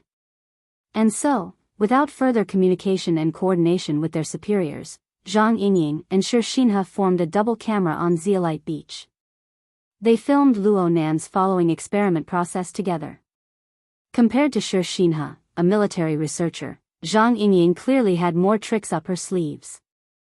Soon, she made an overall overview of the surrounding environment of the beach where Luo Nan was. Papercut and the others entered the live broadcast room. They saw Shinha and the others who had only appeared in Luo Nan's mouth before. For example, Meng Chong. The ability users of Xia City were quite familiar with this powerful fleshly body. Then there were the soldiers of D City, who had suffered a large amount of curses in the beginning. Oh, after becoming burners, they were at least junior officers. These people could barely be considered as officers. Luo Nan had no intention of giving a lecture for the time being. Zhang Yingying was a bit curious about these officers who were still far away. She gave them a few more shots. These people wanted to come over after getting off the car, but Zhang Yingying had inserted herself in the middle. They slowed down their footsteps, looking a bit sluggish. It could be seen that this group of people wore messy clothes. Some were like Shi Xinhe, who had rushed over in a hurry. They wore training clothes. Some wore officer uniforms. And some simply wore casual clothes. Their tastes are complicated. Zhang Yingying made a basic judgment. She could see some small talk among these people through her lens. They didn't seem to be particularly familiar with each other. Compared to Zhang Yingying, who was a bit distracted for the time being, Shi Xinhe was much more focused. He controlled the main direction from beginning to end. After coming back to his senses with great difficulty, he began to ask Luo Nan to continue talking about the previous content. It would be best if he went a bit deeper. Luo Nan didn't agree. It's purely a theoretical expression. There's no need to be long-winded. Experiments are more practical. Zhang Yingying interrupted before Shi Xinhe could speak again. It's fine if you don't talk empty words, but you can't destroy the mold. Oh my, you're quite familiar with it. I definitely have to do my homework before a live broadcast. Just because I don't have professional skills doesn't mean I don't have professional spirit. Zhang Yingying didn't feel embarrassed at all from having a slip of the tongue. She spoke more and more confidently. Luo Nan couldn't bicker with her. He could only say, that's just a demonstration. It's like a diagram or a slide. Just look at it. Don't be restricted by idealized symbols. It's easy for you to say. No, it's not easy. It's not. It can't be concluded. Luo Nan explained in a pleasant voice, life is a very complicated thing. There's absolutely no need to set up a precise system, especially when it comes to higher intelligent species. Therefore, all you need to do is grasp the 3 key points of hierarchy, structure, and ascension. There's also the nonlinear trend. Then you can use any standard, any angle, and any number of small levels. It's fine. Zhang Yingying's eyes went wide. Anything? Of course. Luo Nan acted extremely certain. I can be a bit more clear. The most important reason why I chose the model just now is that it's very similar to the formatting theory system. I find it pleasing to the eye. That's all. Angle. How about this? I'll give them a mission first. Let them get used to it first. I'll give them a few examples when they have the time. Zhang Yingying raised her eyebrows. You said it yourself. Yeah, can you talk about multitasking? Multitasking is my specialty. In addition, I'm afraid that they don't have enough time to get used to it. The other things should be quite loose. Hey, when are we leaving? Luo Nan's thoughts suddenly jumped a bit, but Zhang Yingying was already used to it. We'll leave tomorrow afternoon at 3:00. T-City is 4,000 kilometers away from the international waters where the auction will be held. It'll take around 5 hours to get there by airship. We'll be able to eat dinner at the auction.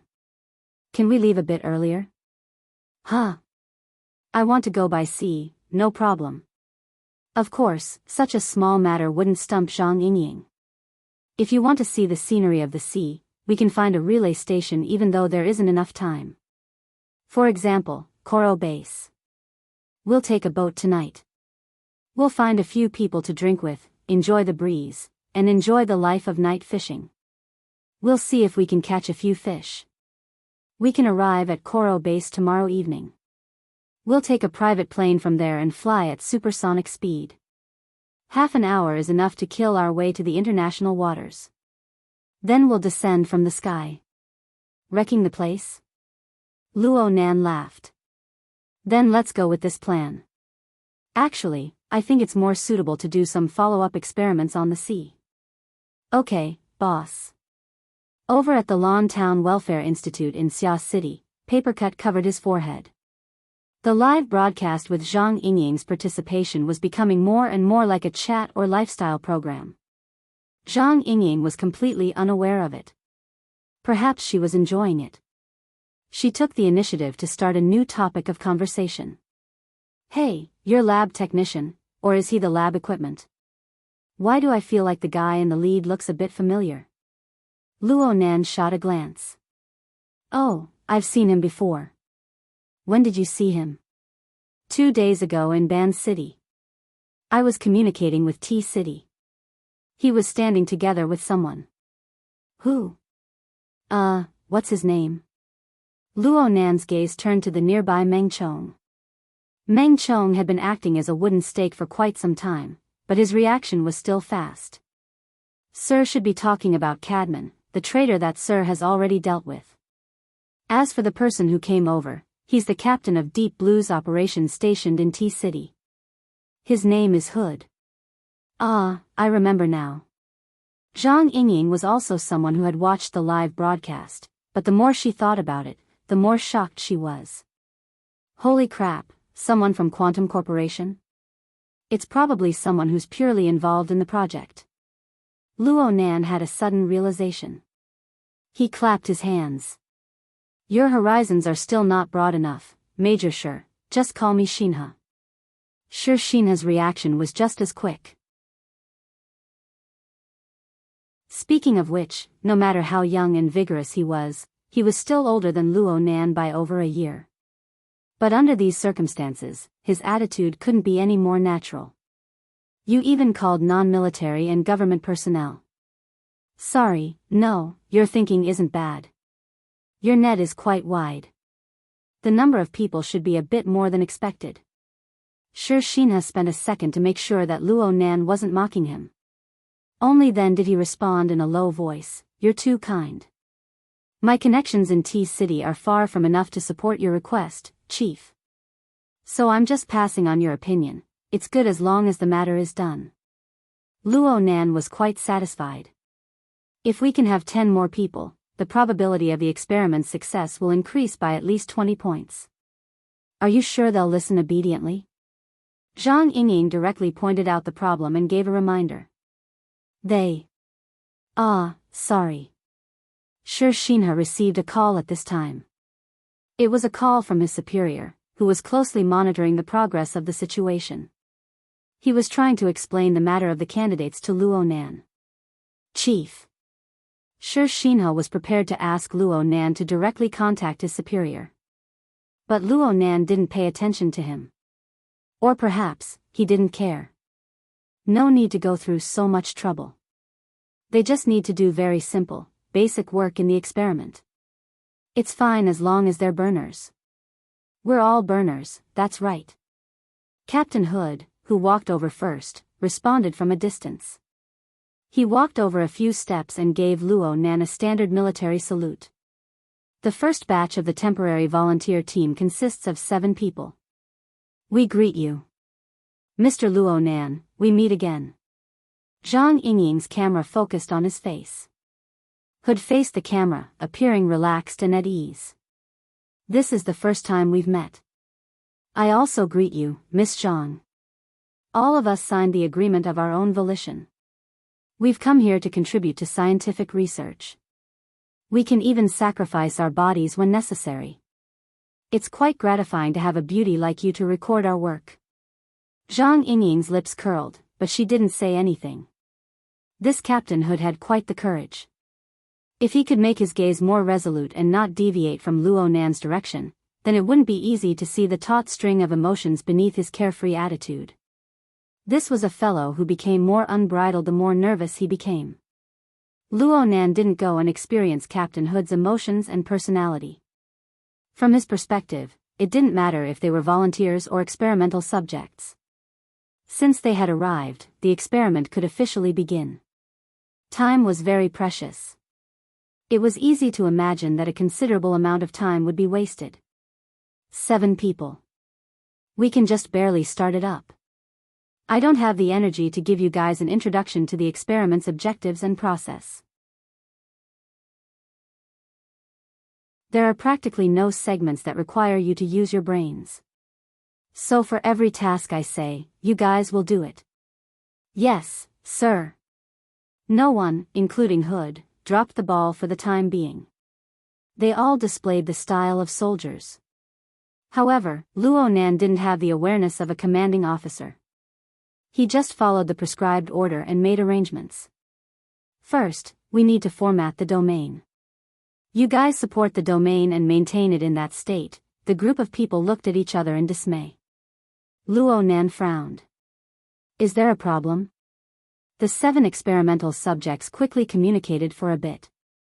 In the end, Hood, who was the most capable and had the highest status out of all the volunteers, became the spokesperson. Mr. Luo, can you wait a moment? Not all of our people have arrived. Right now, the groups are in disarray. Luo Nan was very surprised. I want the standard. The formatting of the domain. What does that have to do with the groups? You guys form the groups first. The people behind you can come over and fill in at any time. In theory, this is the case. However, there are differences between us. The main issue is the dynamo core. There are also some issues with authority. Hood was very frank. He adopted a serious attitude to solve the problem. Maybe we need to obtain some authorization. That's not necessary. Mr. Luo, please believe in our sincerity. Luo Nan shook his head. I'm saying that there's no need to go through so much trouble. Let's use you as the benchmark. Can you open the formatting domain? Hood didn't move. He just smiled bitterly.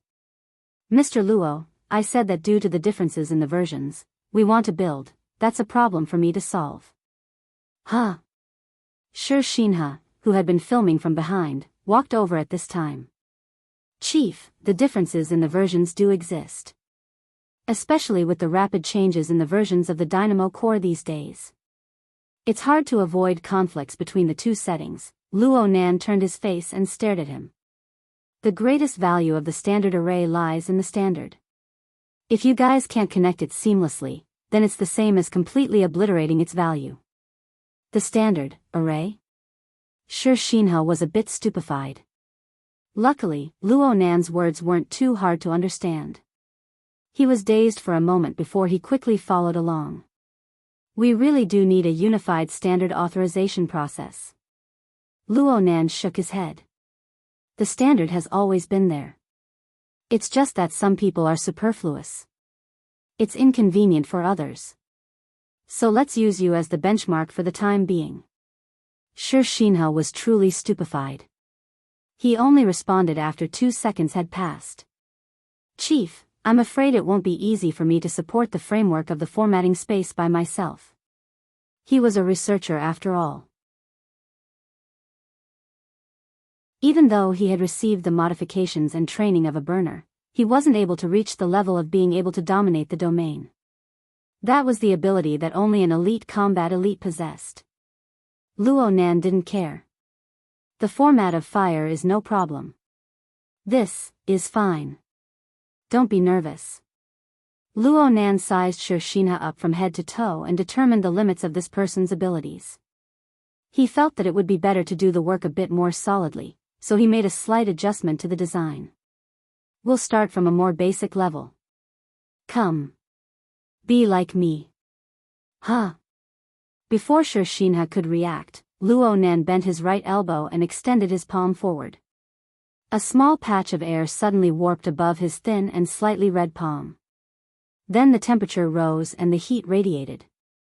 Finally, rays of light blossomed, piercing into the surroundings and into the eyes of everyone watching the live broadcast. At this very moment, energy appeared in the palm of Luo Nan's hand in the form of visible light. Due to the effective interference and catalysis of soul strength, it caused an intense burning sensation to manifest in the air. It was like a faintly white flame. The glow of the flame was actually very weak, especially in the brightly lit seaside. But in this moment, the faces of practically everyone in the surroundings were illuminated by this dim light until they turned white.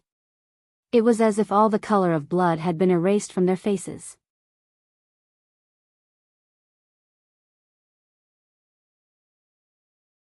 Chapter 962. It was 9:00 in the morning in T-City. Yan Yonghua hurried from the Bitter Reef Laboratory to the central CBD of T-City, harboring a terrible impression and mood towards the shoddy researchers and so-called experts. It just so happened to be rush hour. The crowded flow of people and cars shuttled back and forth between the ground, the sky, and the buildings of the city. They were like bacteria breeding in a giant can. Under the monotonous mode of survival, there was a hidden restless power that could erupt and multiply at any time. Yan Yonghua was among them, but he quickly withdrew himself. He turned off the live broadcast, got out of the car, and entered a certain skyscraper.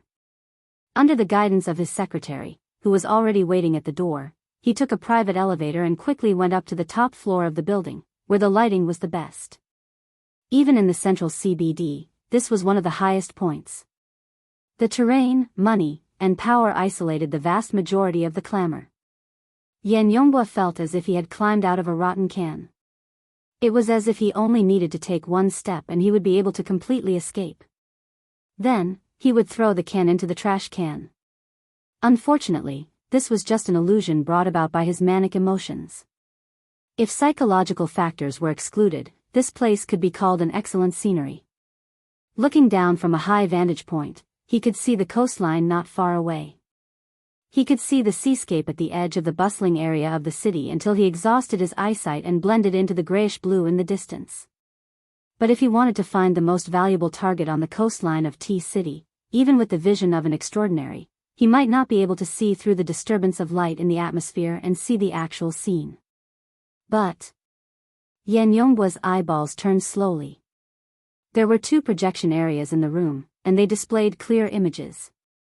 One of them was displaying a young and familiar face in high-definition pixels. The corners of his eyes twitched. He didn't want to see it at all, but he had no other choice. He could only try his best to remain calm. But when he saw the real-time image cut out from the other projection area, he couldn't hold back any longer. Yan Yonghua pursed his lips and turned his face to the side. He would rather look at the kid Luo Nan than greet the person over there. Then again, the person on the other side was chattering endlessly. It seemed as if they didn't notice him. But the owner of the room pulled his gaze away from the projection area and laughed at him. Just in time. You father and son have met. Want a cup? Director Mao raised the iced coffee in his hand and gestured from afar. The world's strongest businessman was wearing a short-sleeved t-shirt, baggy hemp trousers, and thin slippers. Leaning against the edge of the huge desk, he looked like he was living in the summer, but also like he had not extricated himself from the holiday life on the equatorial island. He did not fit in with the layout of the room. Thank you. Water is fine. Hot water or ice water? Ice. Naturally, a secretary was in charge of fulfilling such a small request. Bland mountain spring water was quickly sent over. This wasn't the first time Director Mao and Yan Yonghua met. Yan Yonghua's role in the Apocalypse Laboratory had changed recently, so Director Mao didn't regard Yan Yonghua as an outsider. You're researching the little toy that Luo Nan brought? Let's see what he's up to.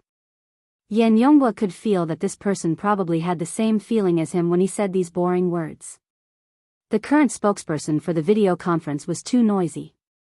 That old man of his had not made any progress in the past few years. He would never be able to grasp the main point. Yan Hong, who was participating in the video conference, was particularly excited at this moment because he was the first to grasp the big secret that was exposed in the live broadcast. That's right. Luo Nan is Mr. Mo. Hood's words were effective. Luo Nan's subconscious answer was the biggest flaw. Hood had never met him before. The one who was communicating with Hood was that so-called Mr. Mo back in Ban City. Aha! Everyone else has been led astray. That female streamer and the higher-ups of the Blood Flame Order are proof of this. I knew it. How could an extraordinary suddenly jump out from this world?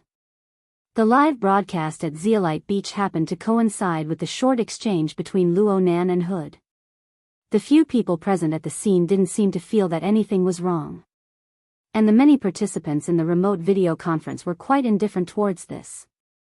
Of course, Yan Hong lacked sensitivity towards these things. Luo Nan began to arrange the specific work. His voice was stable, concise, and clear. The only disturbance was Yan Hong's loud and clear voice. Yan Hong's limbs were dancing in joy.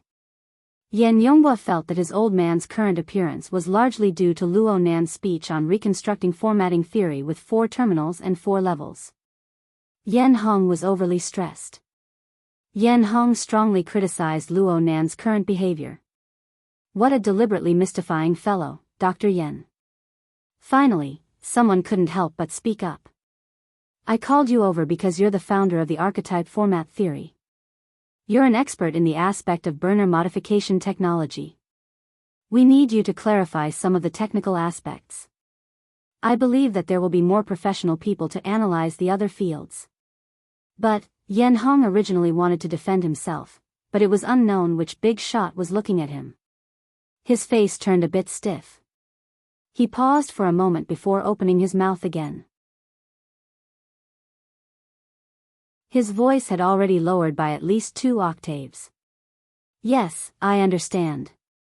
The world suddenly became much quieter. Luo Nan's voice when he arranged the tasks became all the clearer. The meaning was clear.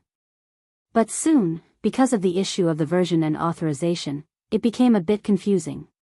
Whether it was those present or those watching the live broadcast, it was hard to avoid doubt. Among the participants, someone said, the Dynamo Core product has already been developed to the 7th generation. The difference in authority between the previous and current versions is too complicated. It doesn't seem good. What does Deep Blue plan on doing? Yan Hong was quite familiar with these things. The current setup is quite clear. Even though there are many types and versions due to the different trends of development laboratories, production departments, and commercial secondary development, the permissions are still clearly divided into 3 categories: basic permissions, application permissions, and experimental permissions. The basic category consists of the 1st and 2nd generation. The application category consists of the 3rd, 4th, and 5th generation. The experimental category consists of the 6th and 7th generation. The ratio of the 3 has been strictly calculated to ensure that a balance can be found between application safety and technological advancement. This was a struggle between money and control. Yan Yonghua's lips curled. He didn't even look over there. He just watched the conversation between Luo Nan, Hood, and Shi Xinhe on the beach. To be more precise, it was a one-sided indoctrination. He was quite interested in some of the new terms. Standard, array. The debate in the video conference continued. Someone brought up another point. If the military's AB team was included, then there would be more than just 3 types of permissions. This was a common topic. Yan Hong said, we've been communicating and coordinating all this time. This involves cooperation and transfer of technology. There are also some issues of cost and profit. After all, the Deep Blue project is a self-operated entity. We need to give returns to the shareholders. This was far from a technical issue, but there was no way around it. This was the domain that Yan Hong was currently most proficient in. So his voice unconsciously grew louder. This continued until a certain participant interrupted him once more. You've been talking for a long time. Are you sure that Luo Nan's experiment can't continue? Of course. Yan Hong's answer was decisive. Right now on the live broadcast, Luo Nan was asking Shi Xinhe to construct a formatted space. Shi Xinhe revealed a difficult expression. Yan Hong laughed as he watched. He became even more proactive. He used a machine gun-like speed to explain the technical background to the participant, piercing through the broken logic beneath Luo Nan's calm face. The authority barriers formed by the different generations of products are determined by both the Dynamo Core's architecture and the direction of the human body's transformation. Every iteration from the basic to the advanced level needs to break through these 2 barriers. And every time it's completed, these barriers will become more solid. Under this major premise, there is a bit of research value in going from top to bottom. On the other hand, you want the lower level of permissions to cross 2 or even 4 barriers to pull in the higher level permissions to complete a highly coordinated unification of the formatted space. Isn't this a joke? There is no meaning in this. Yan Hong's resounding mood and tone formed an effect similar to an aria. He pointed at the live broadcast screen, his aura soaring like a rainbow. Take this researcher for example. You can tell with a single glance that he has only undergone elementary modifications. At most, he possesses Type 2 authority, which is the application type authority. Wanting him to be the axis to unify Hood with experimental type authority is simply insane. This also exposes Luo Nan's ignorance towards burners and the deep blue platform. On the beach, Luo Nan signaled to Shi Xinhe to release the format of fire. Shi Xinhe's expression was truly indescribable. And in the eyes of the people watching the live broadcast, there was a bit of a comical look. And so, the participants began to freely discuss under the background sound of Yan Hong's chattering. If this experiment can't continue, then what are we watching the live broadcast for? Deep Blue and Tianqi need to give authorization. They need Hood to cooperate. They also need to notify the military to follow up. It looks like it's quite chaotic. But if there's no chaos, there won't be money. Yan Yonghua listened to the somewhat chaotic discussion. His gaze stayed on the live broadcast from beginning to end, and the corner of his mouth unconsciously perked up. Cheers to the endless stream of profits. Director Mao suddenly raised the cup of coffee in his hand and burst into laughter. He smashed the somewhat out-of-shape atmosphere of the conference to pieces. The vast majority of the other participants gave him face, echoing him with a few laughs. In the end, Mao Zhong even raised his cup towards Yan Yonghua, and Yan Yonghua could only respond. He symbolically dabbed his lips with water to conceal his ridiculing expression. Right now, Luo Nan was like giving a demonstration to a child. He was afraid that Shi Xinhe wouldn't understand, so he took the initiative to extend his hand. Yan Hong's volume and tone had already recovered to its peak. Burners are essentially the product of a combination of a highly conceptualized configuration and a highly idealized state of the natural human body.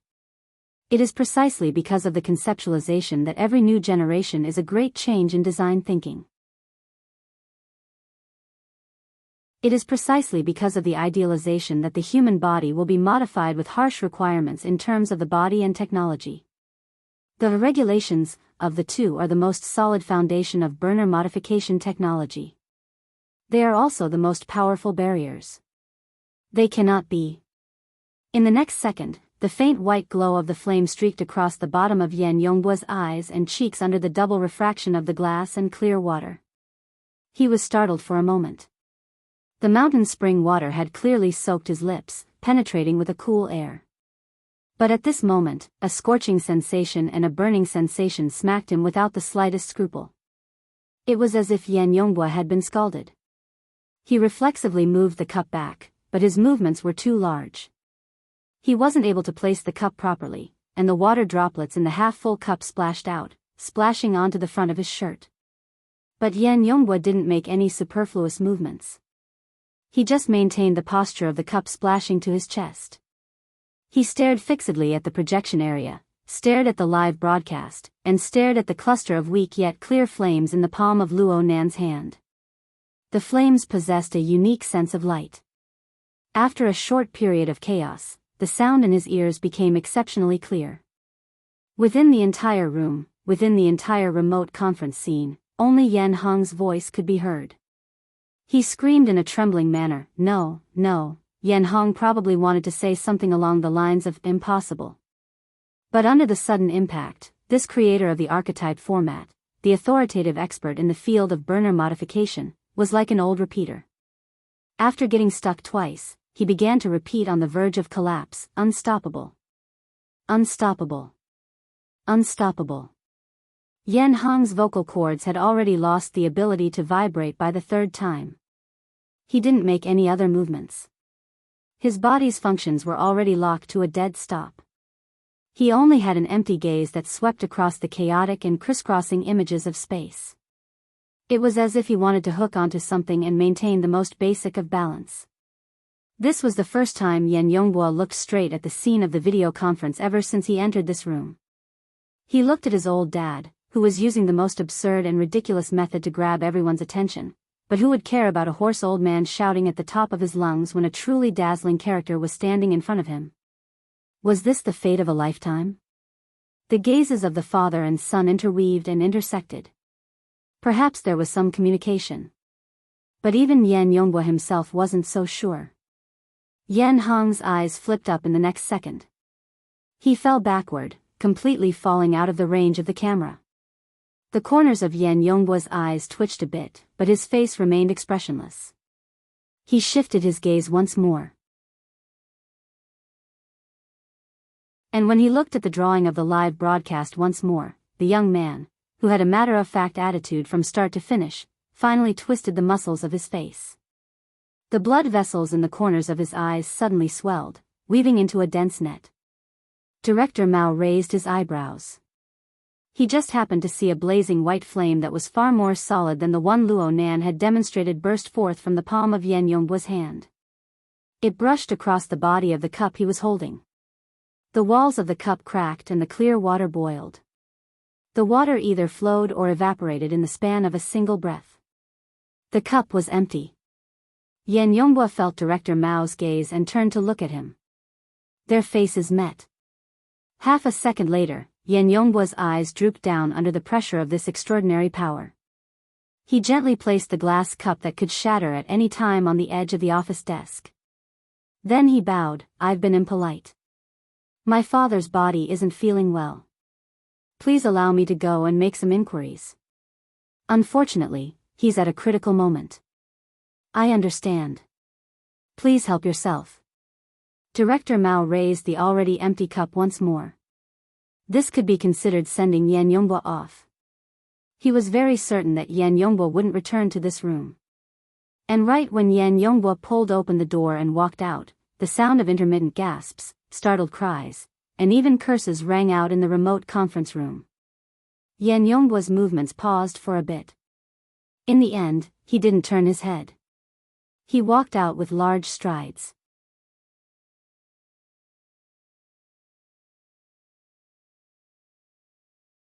Chapter 963.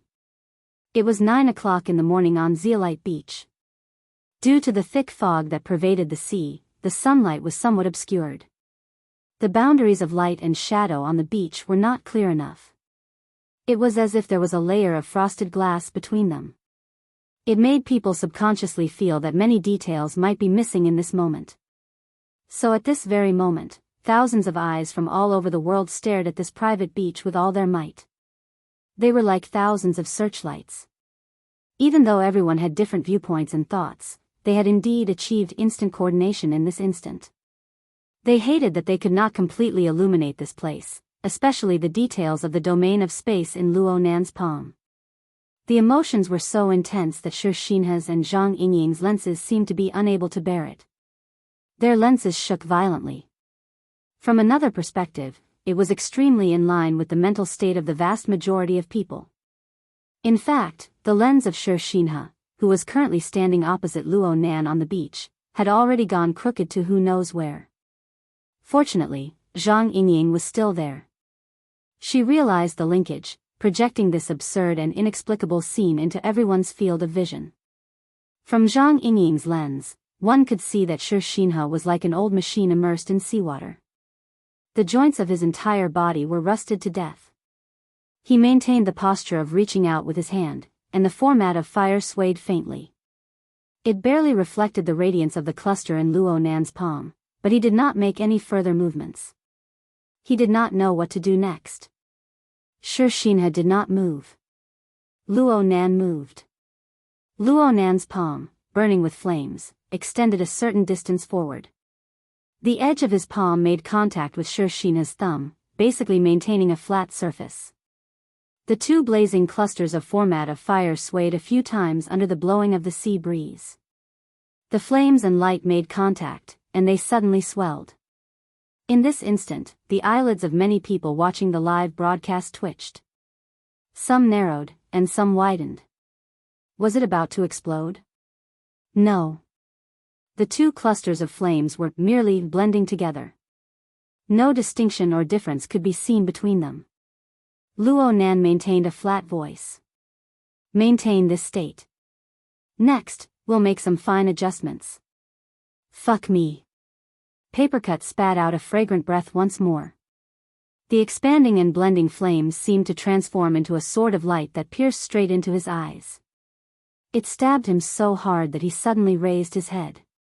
He forgot that the bench he sat on was next to the wall. Amidst the muffled sound, the back of his head collided heavily.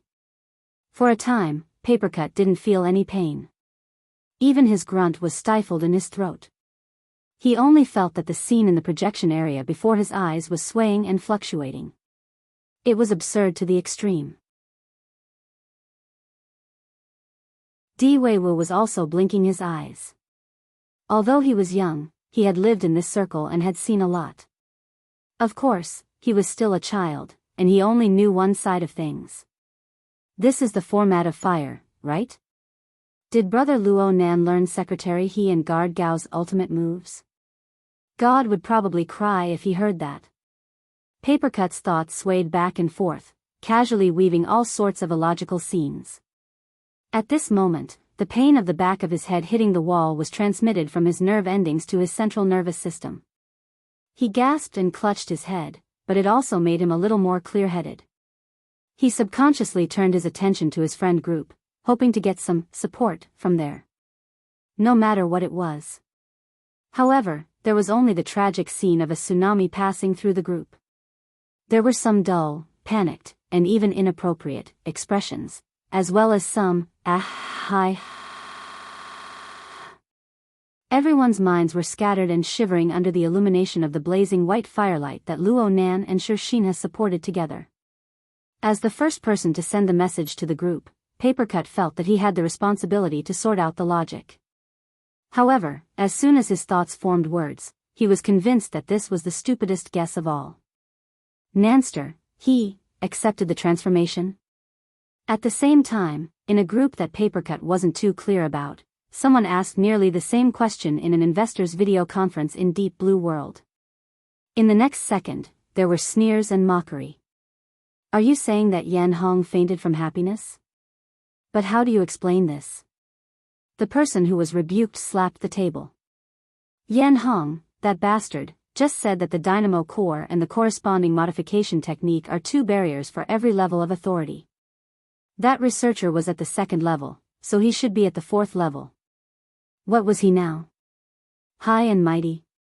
Then what's the point of us having authority here and the passing of generations? Is this a joke? There were some who were a bit calmer. They spoke calmly, but their meaning was in agreement. Deep Blue needs to give us an explanation. I suggest that we convene an emergency meeting of the board of directors and let the CTO and COO give an explanation. We still need to wait for a meeting? Let's save some time. Herman, who had participated in yet another vexing meeting, joined the ranks of the denouncing. The young man's actions were even more direct. I'll contact Wang Yu and Li Wei. In addition, I feel that the so-called experts need to be replaced with someone with a stronger mental fortitude. Before Herman's voice could fall, a rather conspicuous bald head appeared in front of the commentary camera after Yan Hong fainted.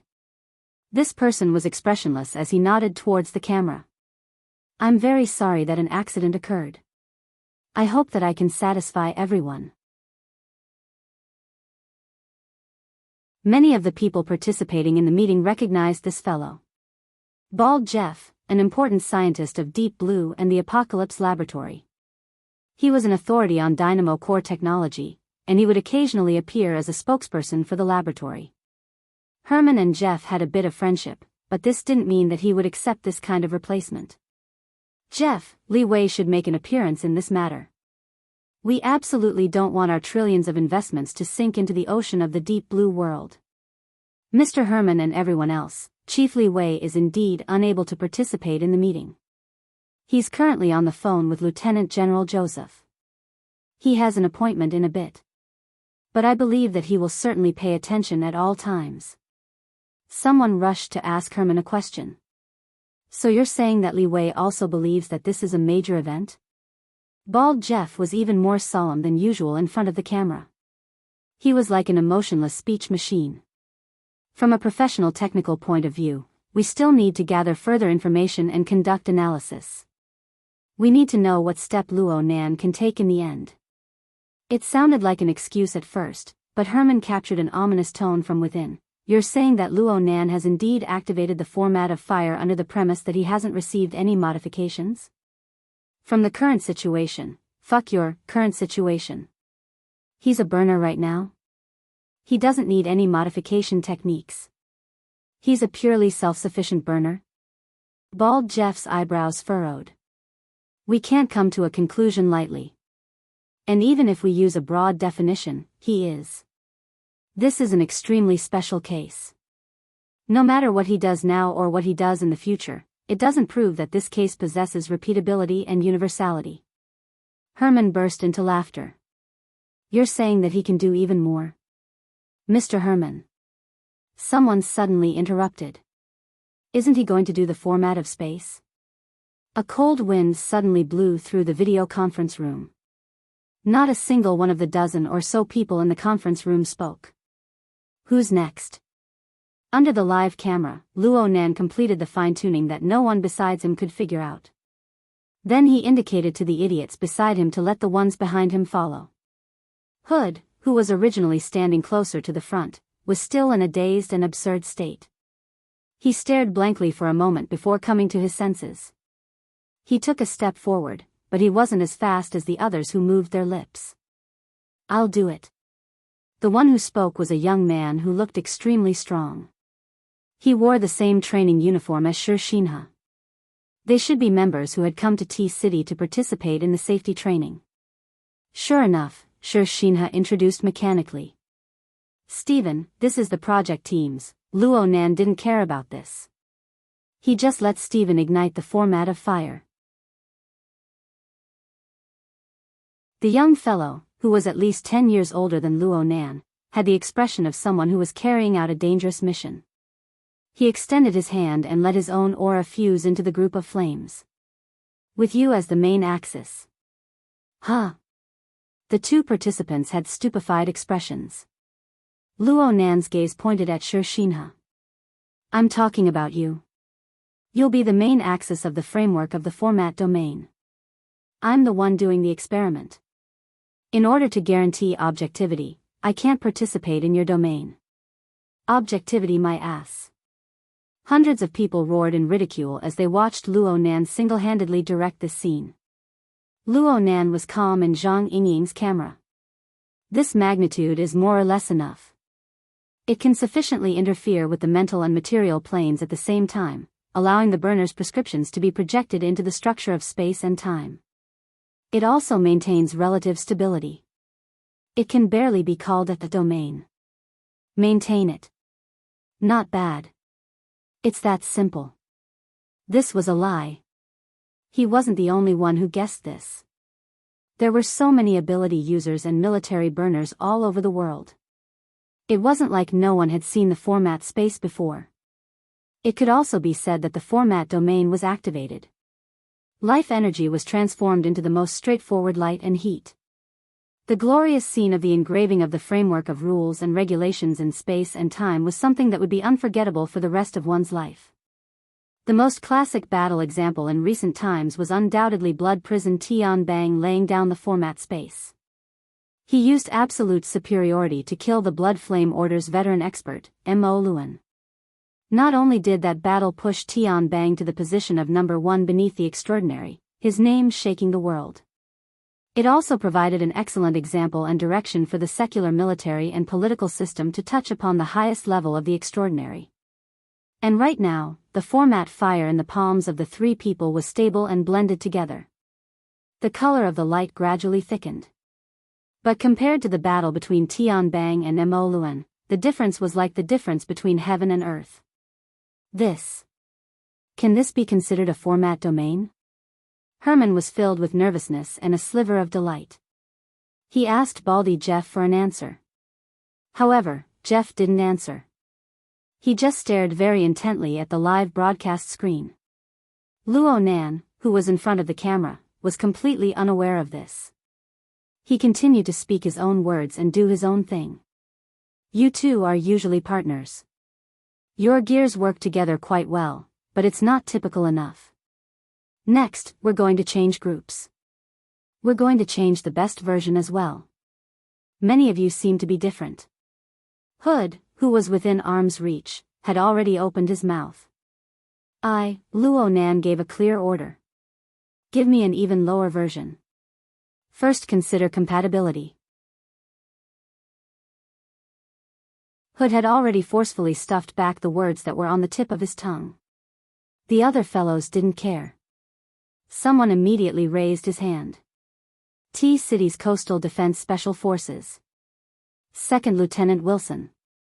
This was a man with a full beard that looked more like a pirate than a soldier. Luo Nan's gaze swept up and down. Okay. You're up. Wilson grinned. He went forward and extended his hand, imitating Luo Nan. And so, the four people squeezed into a small circle. It was like a pep talk before a soccer match. Unfortunately, it lacked hot-bloodedness and excitement. They were more apprehensive. Crackle. A very clear explosive sound rang out. The place where the four people joined their hands together suddenly erupted with a flicker of a lantern. The format fire, which had been steadily increasing in brightness all this time, suddenly rose in brightness. Then it clearly dropped. It appeared to be flickering between brightness and darkness. Hey! Zhang Yingying let out a low cry from her throat. She forcefully suppressed it back down. Her reaction was extremely representative. An incompatible reaction has occurred in the intergenerational architecture. Bald Jeff timely explained in the video conference. Did he fail? At least two people spoke at the same time. They couldn't wait any longer. Before Jeff could respond, dozens of tiny flying ant-like objects could be seen floating outside of Luo Nan's body. They buzzed, and in the next second, it was as if they were attracted by the flame in the center of the four people. They coiled around and cast themselves toward the place where the light was the brightest. They were really thrown in. However, the format of light, which was transformed from blazing life energy, didn't seem to possess any lethality. It allowed these little things to be thrown in and out. They revolved and shuttled back and forth. It was like a magic show. The only visible change was that the flickering flame light became stable and thick once more. It reflected on the faces and bodies of the four people in the surrounding with a seemingly substantial layer of light. Is this a smokescreen? Those little things. They're the syncopators? Is he really controlling them? What principles are they based on? There were some investors who continued to strongly doubt Luo Nan, but most of them leaned toward a more realistic level. Because of this, even these questions were pressed toward Bald Jeff. Jeff wasn't Yen Hong. He wouldn't grant every request, and he wouldn't speak without thinking. No matter how anxious the participants were, he, the commentator, remained as immovable as a mountain. In fact, most of his energy was focused on communicating with the key characters. He had already sent Hood, who was directly under the Apocalypse Laboratory, a few dozen monitoring and testing projects. He requested that they be carried out properly no matter what. No matter how good the live broadcast was, it couldn't be more reliable than these data. The problem was that Hood couldn't get close. Hood, who was shouldering a heavy responsibility, began to feel a bit impatient in his heart. Hood had long since done the projects that could be observed and tested in close proximity.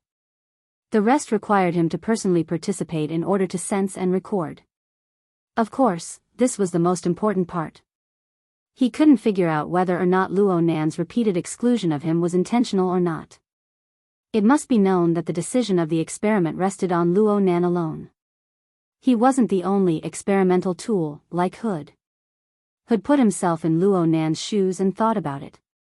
Even if the military's AB team had an ambiguous attitude before, they would probably force themselves to come over right now if they could find this kind of opportunity, this kind of scene, and this kind of event. Would it be difficult to find a few dozen burners in such a large city like T-City? Moreover, the Pacific Fleet was all around them. There was also the aerospace fleet above them. If they were really forced into a corner, the Deep Blue Walker combat team of several major cities in the Pacific Rim could airdrop burners within 3 hours.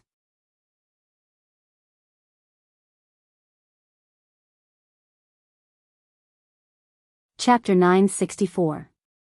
Hood pursed his lips. He ignored the glare of the intense light as he stared at the area where Luo Nan and the other three's palms converged. He stared unblinkingly at the increasingly dazzling mass of flames. He was already considering how to shamelessly join the fray first. Hey, you. Hood suddenly came to a realization. At the same time, he felt Luo Nan's calm and clear gaze. Your strength and authority should be the highest in this group of people. You don't have any objections to being a support, right? Luo Nan's rare concern for humanity made Hood feel uncomfortable from head to toe. He didn't forget that his own identity was the most awkward one right now. However, Hood was burdened with heavy responsibilities. He couldn't care about anything else. He quickly shook his head. No problem. Professor Luo, feel free to make the arrangements. Then that's fine. You join in first and familiarize yourself with the structure. I'm about to withdraw. The rest of you, join in after 10 seconds. Hood's eyelids twitched, but he didn't say a word. He took a step forward and extended his hand forward. The format of fire in the center, which had just recovered to a relatively stable state, suddenly increased in brightness due to the connection of his aura. It was like a powerful lamp that normal people would find it hard to look at directly. It was like a gust of hot wind had been set off under the spread of the powerful light. The dozens of centimeters that had been shuttling through the format of fire were instantly blown away. A few of them burned and exploded midway. They looked extremely miserable. Luo Nan didn't say anything, but Hood's heart was beating fiercely. He had already done his best to estimate and speculate the energy structure of this cluster of format of fire when he was observing from the outside. He had considered the node he was connecting to. He didn't want to destroy it. Absolutely not. It was just that the large amount of photons that appeared explosively in the air the moment he entered and the energy that leaked from them gave him the feeling that he had accidentally damaged some delicate yet fragile sealing device. It was as if he had poked through a paper lantern. How could something so fragile be called a format domain? Hood didn't feel it was appropriate to evaluate anything. He just hurriedly suppressed the incorporeal energy structure that seemed to be on the verge of falling apart along with the other participants. As for the examination items that Baldy Jeff had arranged, he had forgotten about them for a time. Luo Nan withdrew his hand at this time. Lead. Sure, Shinha's shout was quite miserable.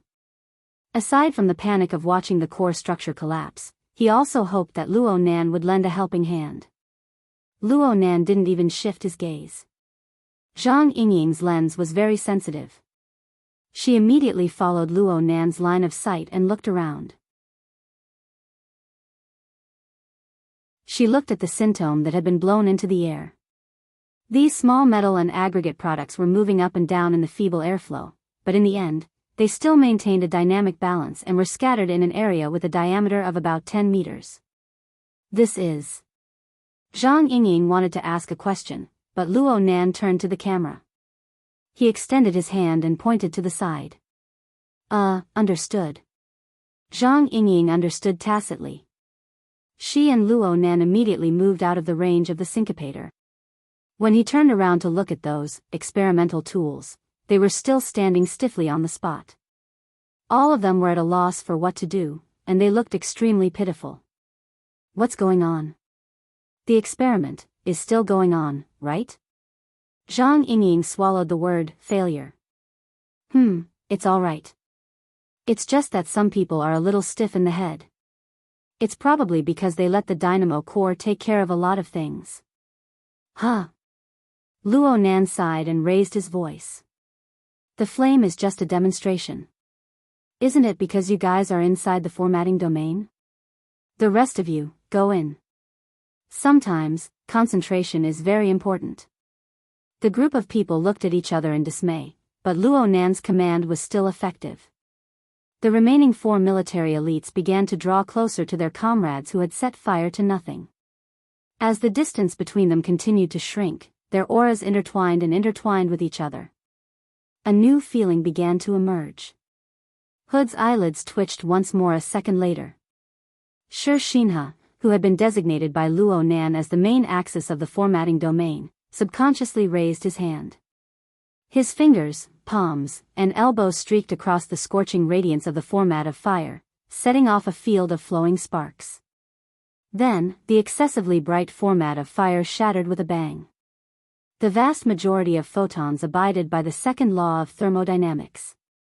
They transferred and transmitted energy to the surrounding air. However, there was a considerable portion of photons that suffered additional constraints during the process of overflowing. They followed the flickering paths of light as they swam and circulated in the air. They were like tungsten filaments that glowed from the heat of an enormous light bulb. These paths were still floating in the air at first, without anything to rely on. However, in the blink of an eye, all the surrounding participants had become a part of these paths. They're glowing. There were definitely more than one or two people like Di Weiwu who cried out involuntarily in shock in every region of the world. At this very moment, the lens encompassed all of the burners on the beach. And these special humans who were gathered together practically simultaneously turned into glowing bodies before the eyes of thousands of spectators from all over the world. Streak after streak of distorted light paths appeared on their bodies and continued to spread out. Soon, they connected with the paths floating in the air, breaking away from the two-dimensional structure that circulated on the surface of their bodies. They possessed an even more prominent penetrative power. The visible region was like this. What about the invisible region? More accurately speaking, what about the inside of these people's bodies? It was impossible for people not to think too much. The blazing radiance radiating from these people on the beach really did seem like they were burning. The surroundings of the beach seemed to darken. In reality, this was due to the glare of the focal area of the lens being too dazzling. Quite a few people felt their vision blur after watching for a long time. They didn't know what was going on, so they could only ask professionals. What's going on? What in the world is Luo Nan trying to do?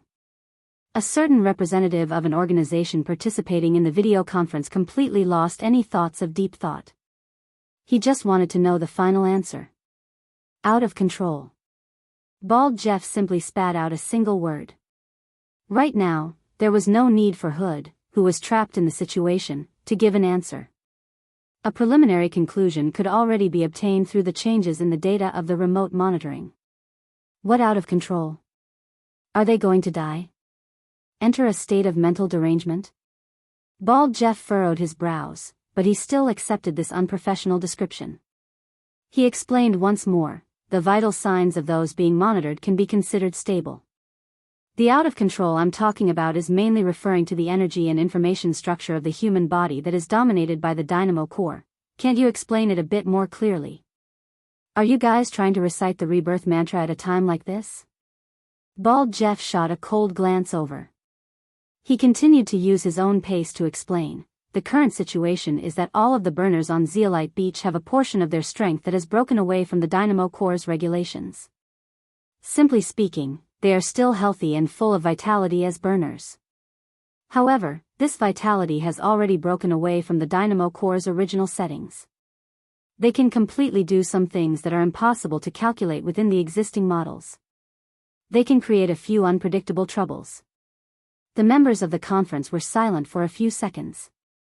Finally, someone understood the deeper meaning behind Bald Jeff's words. So what you're saying is that the so-called out of control doesn't mean that those fellows on the beach have entered a state of mental derangement.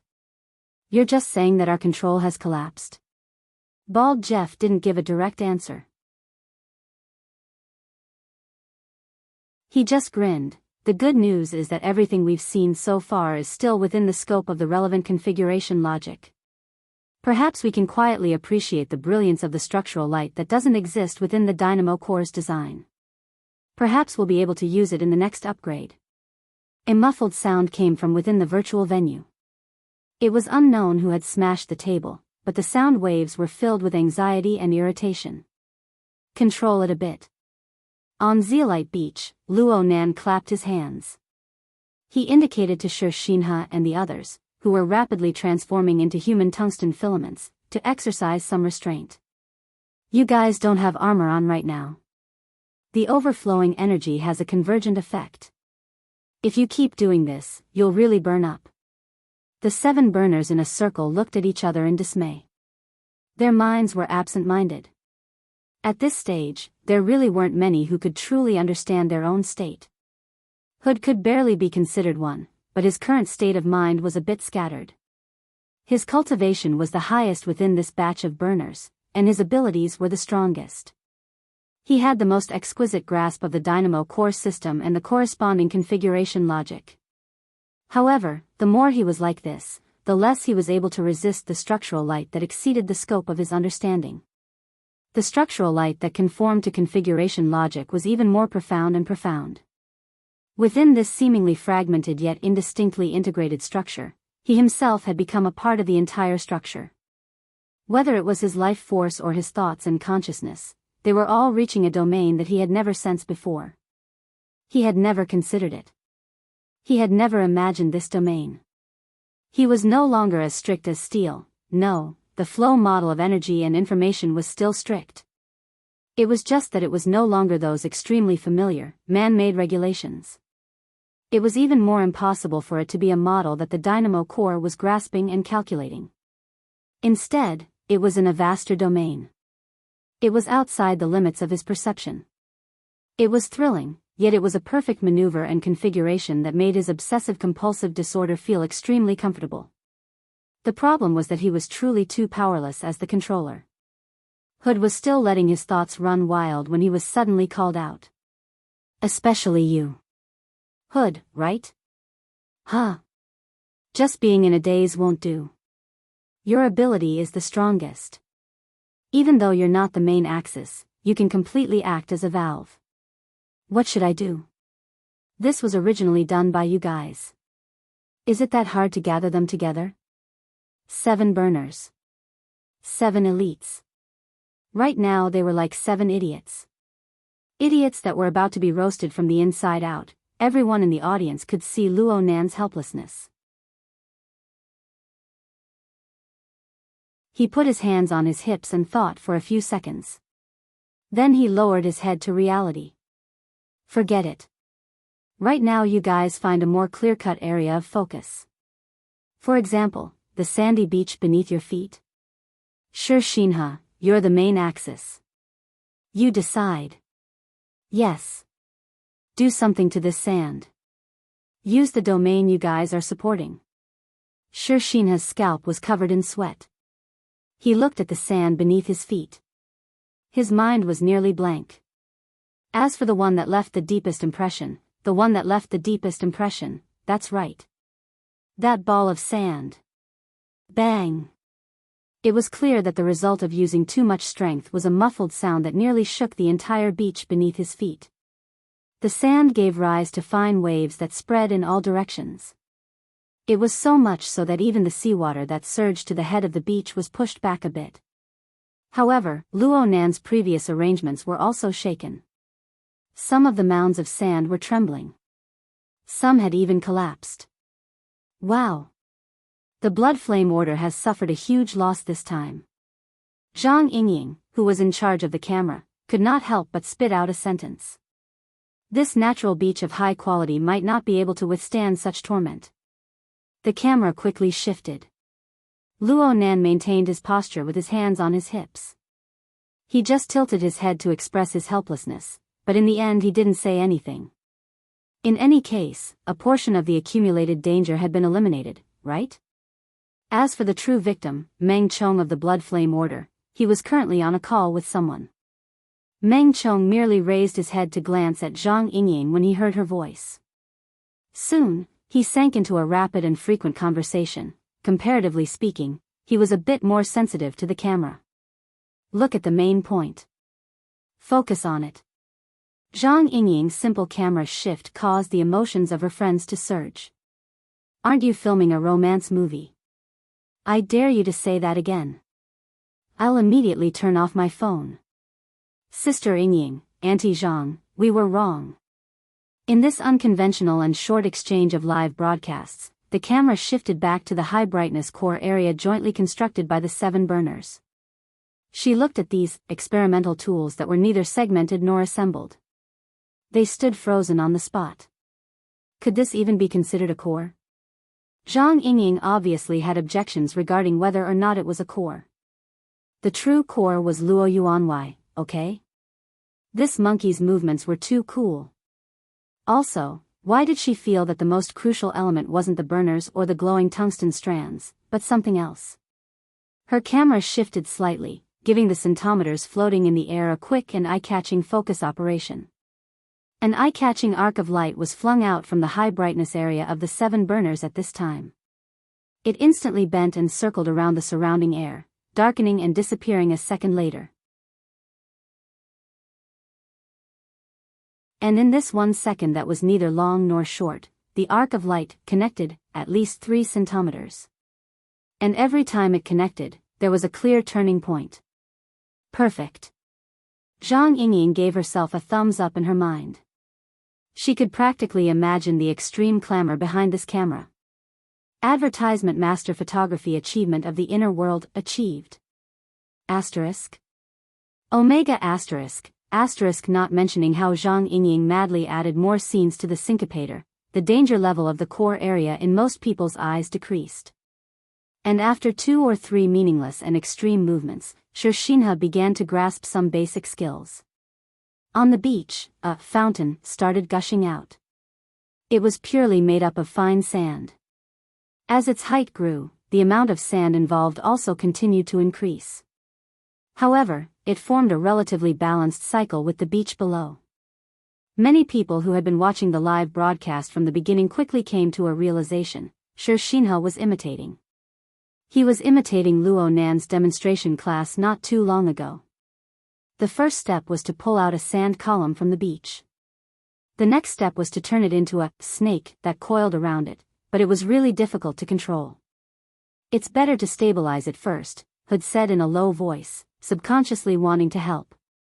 As soon as he said that, the sand fountain, which was originally controlled by Xinhe alone, suddenly slowed down and gradually took on a clear shape.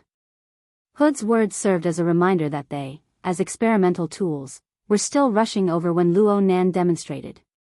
However, they had certainly watched the live broadcast. They more or less understood it, but they still had a general impression of it. This was a relatively clear goal. 2 or 3 seconds later, the 7 people began to cooperate. This was a kind of convergence on the level of consciousness. Originally, there were established procedures for this method of telepathic shaping. Everyone had learned it before. But now, a profound and unrestrained change had occurred in the way energy and information flowed. The established procedures were no longer useful. The slightest difference could lead to a deviation of 1,000 miles. Even if they held the same thoughts, referred to the same situation, and pursued the same goal, there would always be some differences on the level of thinking. They had to compromise, amend, and form a general tacit understanding. A consensus was reached in the first segment. There was still the second, third, and fourth segments. Soon, everyone discovered that this was an extremely torturous process. The consensus reached in the first segment was very likely not the beginning of tacit understanding, but the beginning of conflict. Right now, they could feel and utilize far too many configurations. Every single configuration seemed to conform to past operating procedures. All of them could form logical, complete, and clear-cut train of thought. This was a situation that would drive people with dysphoria crazy. We have to reach a consensus. Don't bet on that dog's hit tacit understanding. Hood finally couldn't help but speak once more. You're Xinhe, right? You want to be the captain and the main axis. Don't you need to communicate? Of course I need to. The sweat on Xinhe's forehead had already stuck his hair together, but his voice was even clearer. It crushed the bewildered and uneasy mental state from before. If we just need to make a sculpture, then we can communicate and amend it. That's enough. Then the dynamo core will take care of everything. But what we're doing right now, isn't it an experiment? What experiment? This is Chief Luo's problem. What we need to do is to support a formatting domain. He paused for a moment, then emphasized, a formatting domain that is qualified, has no generation restrictions, and can operate on its own. Sher Shinha turned his head to look as he spoke. A faintly discernible trail of light lingered in the surrounding air, faintly forming an enormous bowl-shaped hemisphere. Dozens of centimeters floated above this curved surface. They were like the stars in the vault of heaven. They seemed to be unfettered, just coldly staring down. In fact, every participant knew very well that the reason why they were able to indulge their life energy so excessively up until now, breaking through the limits of the dynamo core, and still maintain relative order, so much so that they maintained a basic level of agreement on a logical level, was because of these little things like flying insects. They gave specific interference at specific locations, at specific times. If it weren't for these little things, they would probably have already become moths in the candlelight. So, Sher Shinha was a bit at a loss for words at this time. He roughly knew what he should do, but he still didn't understand what he should do next. At this time, Luo Nan began to clap from outside, drawing their attention. Everyone, I know what you want to do. However, what Sher Shinha said is correct. The ideal structure of a four-sided, four-layered superconfiguration isn't a simple model that can be piled up. How about this? I'll give you guys a ready-made one. Spread out a bit. The 7 experimental tools subconsciously separated. Half a second later, the stiff and twisted sand pillar by their feet began to wildly dance like a snake.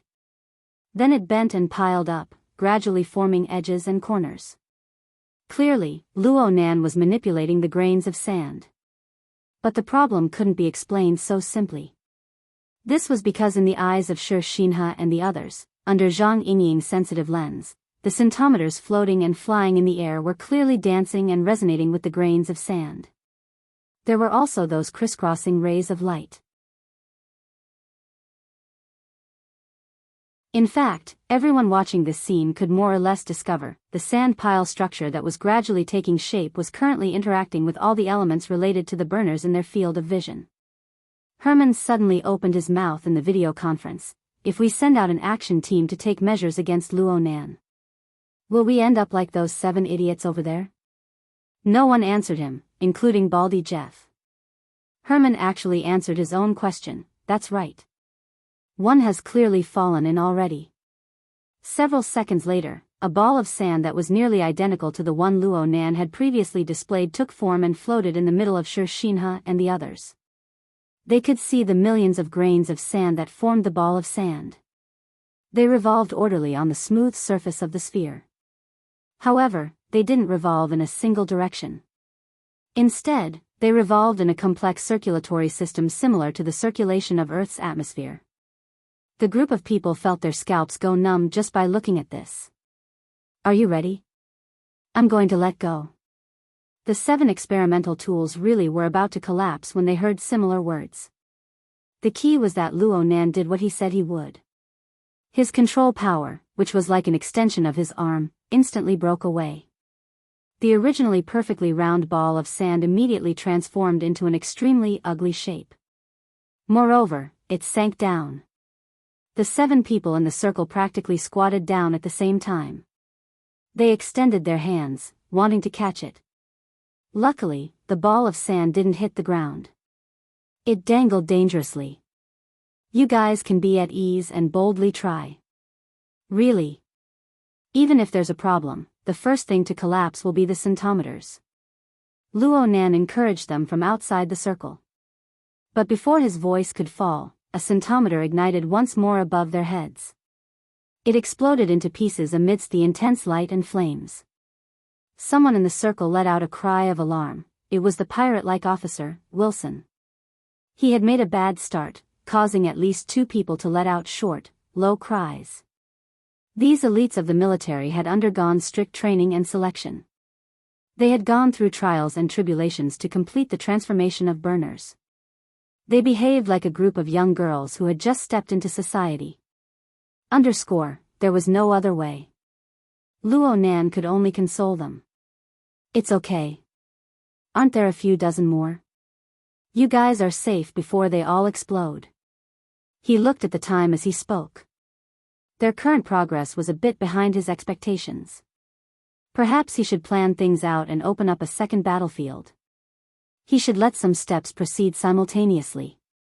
He turned his head to look at the thick fog above the sea's surface. He began to ponder over a deeper problem. It was just that he was thinking deeply. His words were a bit casual. The fragile equilibrium that was completely constructed in nothingness trembled once more from the stimulation of his words. The centimeters exploded 4 or 5 times in a row. Luo Nan spread his hands helplessly. There's no need to be nervous at all, okay? This is just a temporary team-building activity. Isn't it good to treat it as a group bouncing a ball? Just drop it on the ground and start over. Believe me. This beach that you guys are on is the most suitable environment for you guys right now. You guys should be like fish in water here. Your wishes will come true, and everything will go according to your wishes. Come on, smile. What Luo Nan obtained were 7 awkward and stiff smiling faces.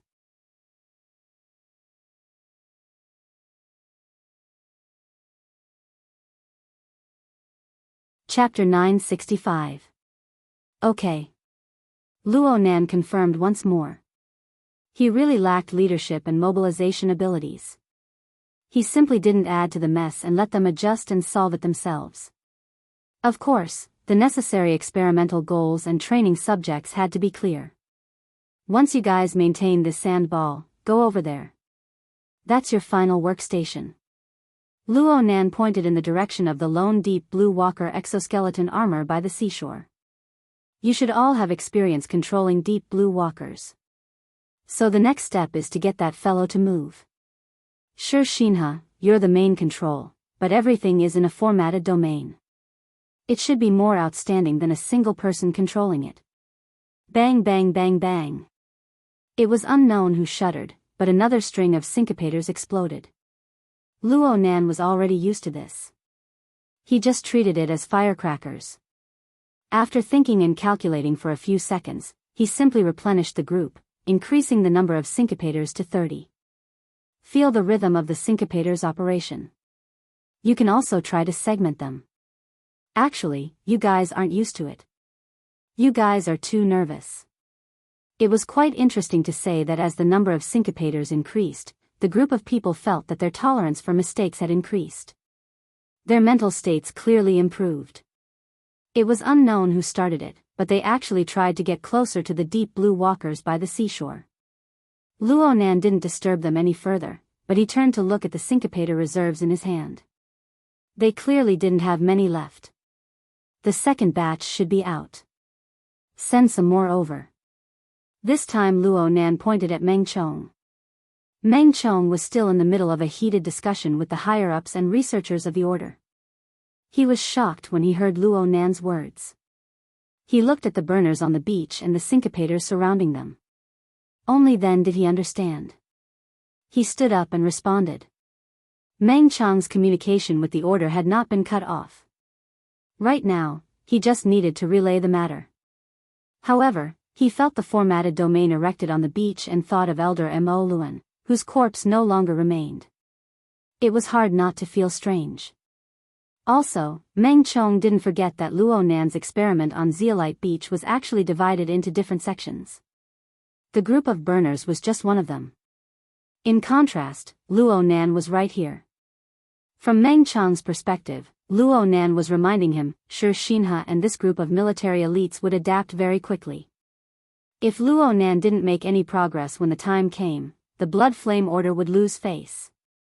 Meng Chong took a deep breath. He felt that the efficiency of simple communication was far from enough. These burners were tossing and turning back and forth, but Luo Nan was guiding them step by step. This was breaking the rules. I'll go right away.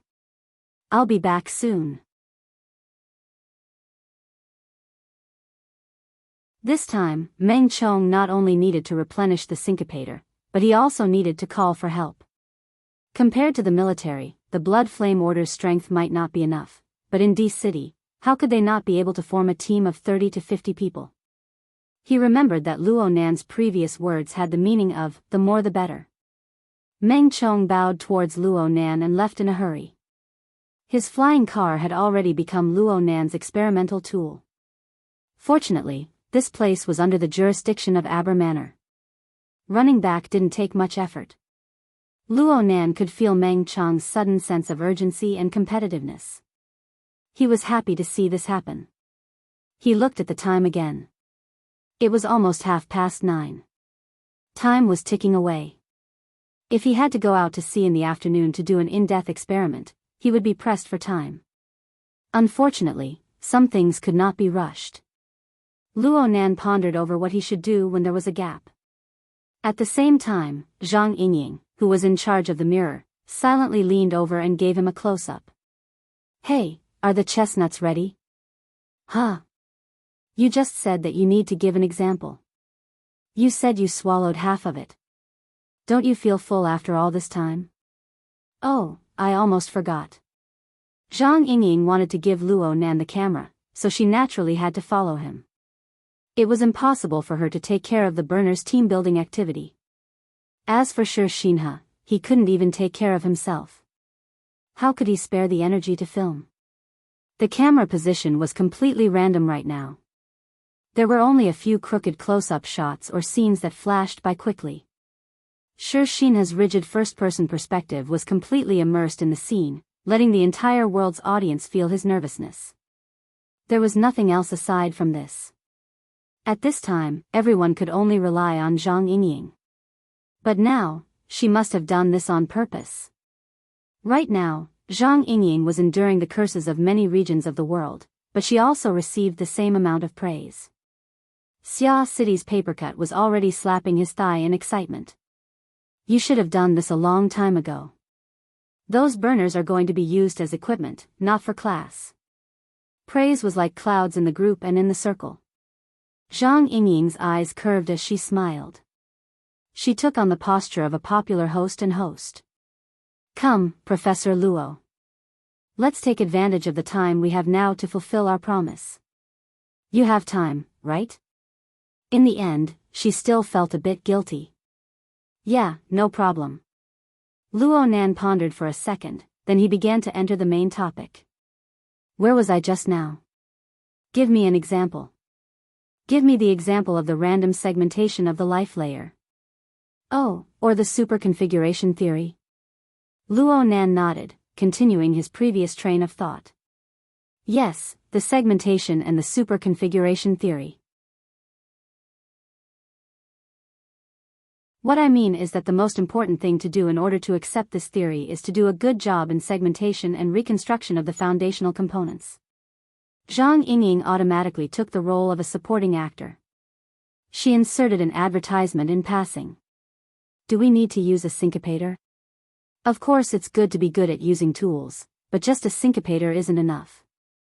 We need to maintain a certain degree of objectivity. After all, it's hard to avoid a certain degree of deviation when we segment ourselves, especially when it comes to the mental plane. Then what should we do? We can consider a relatively objective environment for usage. We can consider a research method that leans more towards the application type." Luo Nan was neither impatient nor impatient. He spoke slowly and tirelessly. "We know. I'm guessing that even if cultivation theory and civilization develop to an extremely high level in the future, the vast majority of people at the bottom and middle levels should still have their clairvoyance and sensing precision within the micrometer range when it comes to individual cultivation. It's impossible for them to touch upon the nanometer level and below in their individual cultivation experience, let alone drive and mobilize them. This is logical. But we all know that the gene is the material foundation of the inheritance of life. The diameter of a gene is usually only 2 nanometers. It will only be more difficult to segment the lower layer of the life substrate. In this way, segment to the lowest layer and carry out reconstruction is a correct line of nonsense. It will become a false proposition on the cultivation plane in reality. Zhang Yingying grunted twice. "That's right, it's like this. But it seems like you're also talking nonsense right now. Do you have any hard heads?" Luo Nan laughed. The most basic method is to invest a large amount of manpower and capital to carry out basic research. Cutting-edge instruments and high-level researchers are used to carry out real-time monitoring and research of the cultivation of living beings. There's no fear of failure. There's no fear of mistakes. There's no fear of starting over. Luo Nan was still smiling at the beginning, but his words gradually became more and more serious.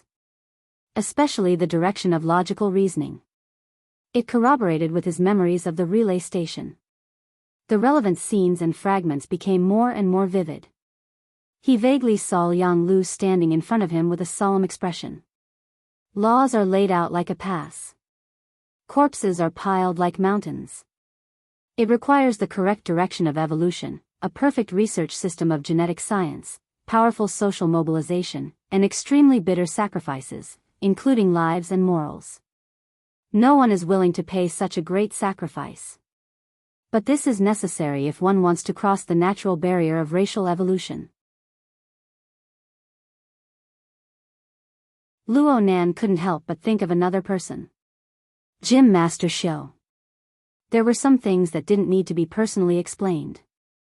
Luo Nan's status rose, and the amount of information he received increased, allowing him to capture some traces. The person who stole heavenly fire, his mind gradually became absent-minded, so much so that he forgot whether or not he had truly reversed the words Liang Lu had told him. Where was I? Zhang Yingying rolled her eyes. You're talking about not being afraid of toppling over and starting anew. Luo Nan let out a long breath. In the end, he decided to temporarily swallow Yang Lu's words back into his stomach. He just made an approximate, relatively gentle restoration. Yes, not being afraid of toppling over and starting anew. Find a common cultivation method that conforms to the vast majority of people. Form an educational and research system that goes from general knowledge to specialization to higher levels of education and research. Endlessly expand the base, increase the number of samples, provide reference, and continue to improve. Stop. It was a pity that Zhang Yingying didn't have a microphone or any other handy gadgets at hand. She could directly poke Luo Nan's mouth. Let's talk a bit more practical. According to what you said, you're prepared to make everyone wait for a few hundred to 1,000 years? I'm being very practical. This work has actually already begun. Luo Nan spread his hands. The inner world has always been conducting related exploration and research. It's just that it's relatively scattered. Or perhaps it's better to say that they haven't found a relatively clear road mark. Comparatively speaking, Deep Blue is doing quite well. The direction is very clear, and the reference is very clear. It's just that they're a bit stingy in copying. Why do I feel like there's a hidden meaning behind your words? In short, you've only taken a few chestnuts. What gives you the right to summarize? Luo Nan had no choice but to change his words. What I mean is that from the looks of things, it's impossible for us to accomplish everything in one go. We need to reorganize the lowest levels of cultivation and form a completely error-free hierarchical system. We need to do this step by step. We need to start with the levels that we can basically control. First, we need to cut down as much as possible. Then, we use the interaction between high and low levels to push back with structural thinking. We need to solidify the hierarchical foundation. We need to use the direction and results of the leap as verification. We need to try and correct the mistakes and omissions of the past. We need to move forward one step at a time. Zhang Yingying muttered, "Where did you learn these watertight **T excuses?" Though Luo Nan said this, Zhang Yingying was able to roughly understand that Luo Nan's words were actually a highly generalized strategic direction. It was precisely because Luo Nan's generalization lacked quantitative and qualitative indicators that it sounded very general. Her Majesty Empress Wu would sometimes say something like this. Of course, Empress Wu was an extraordinary. She was a veteran power of the inner world. Even the generalization did not sound empty. In any case, one could fill in the blanks with one's imagination. As for Luo Nan, well, it seemed like he was pretty much the same right now.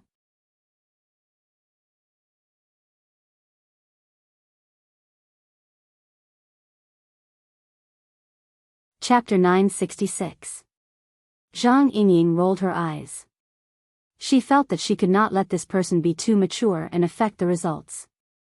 She immediately twisted words and forced logic. It's still too abstract. Is there anything more practical? You said that the inner world is messing around.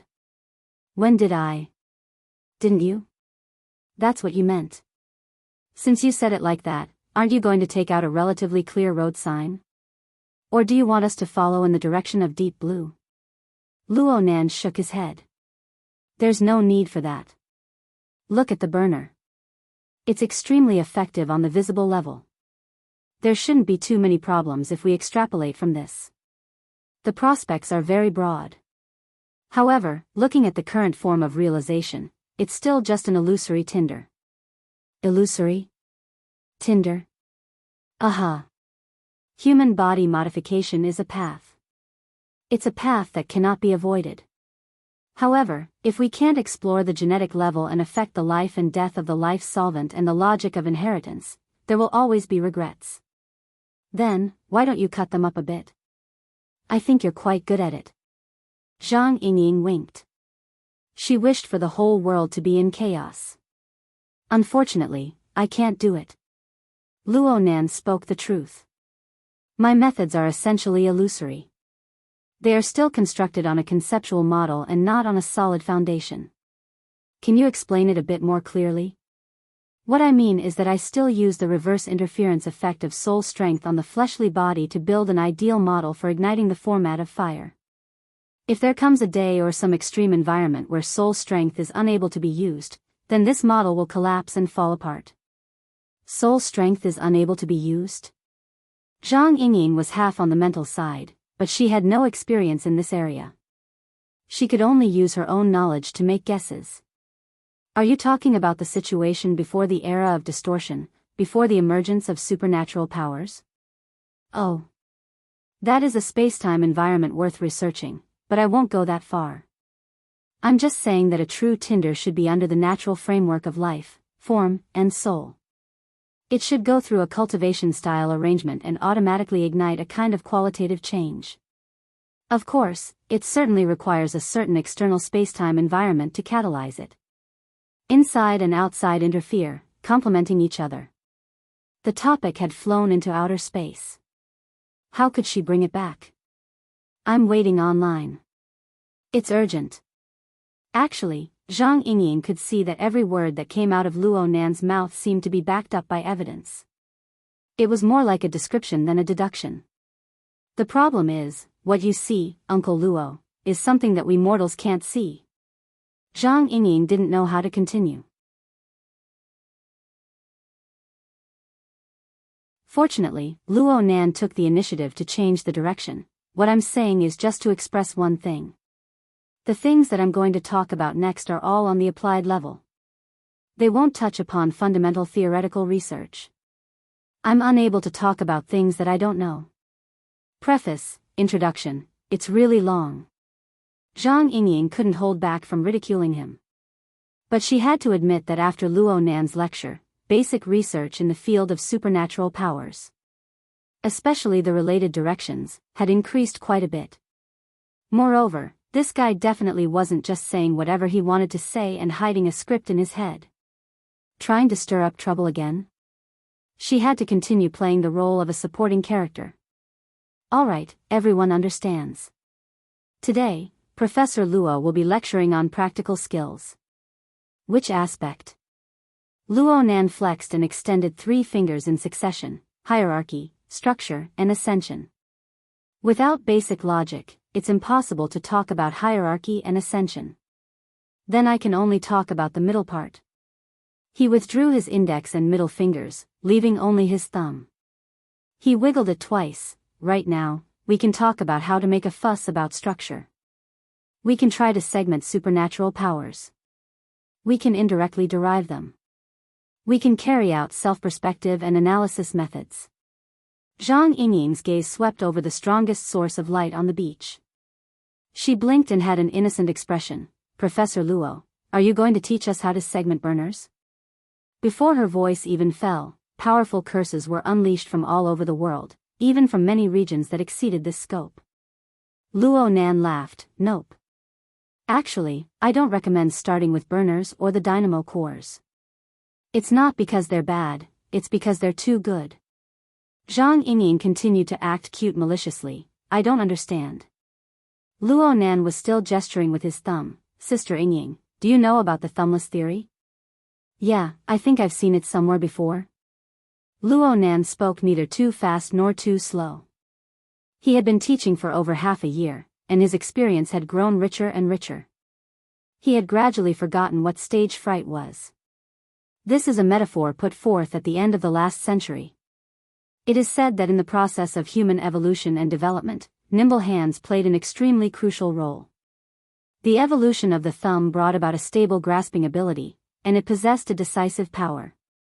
However, in the current stage of human evolution, let alone the thumb, even the hands aren't that important anymore. But in that special stage, without the evolution of the thumb function, can the hairless monkeys humans really obtain their current accomplishments?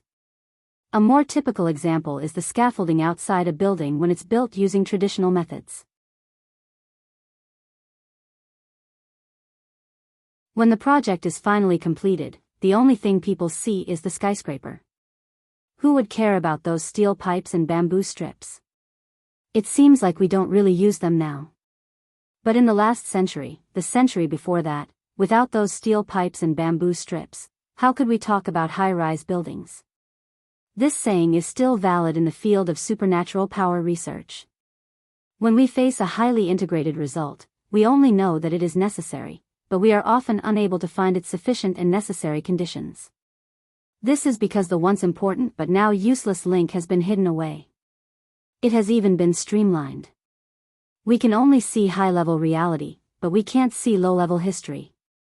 We are even more unable to see the underlying structure and order within the evolution of history. So from this angle, the standard array, the configuration of the dynamo core, is too high-end. It's too streamlined. It's not suitable. It seemed to make a lot of sense. Zhang Yingying was convinced by Luo Nan. She followed his train of thought. Then what's better? How about the more basic condensation ring? Last time you... Luo Nan coughed again. In a certain sense, it's more condensed than the dynamo core. Zhang Yingying blinked. Did I accidentally screw the boss over? Then let's use the blood intent ring fortress. The blood intent ring. You forged it yourself. There's no problem with that. Luo Nan still shook his head. The structure of the fortress has a certain degree of integration. It's the product of an extremely high-level configuration thinking. And it leans toward the mental plane. But then again, this is a very good group order structure.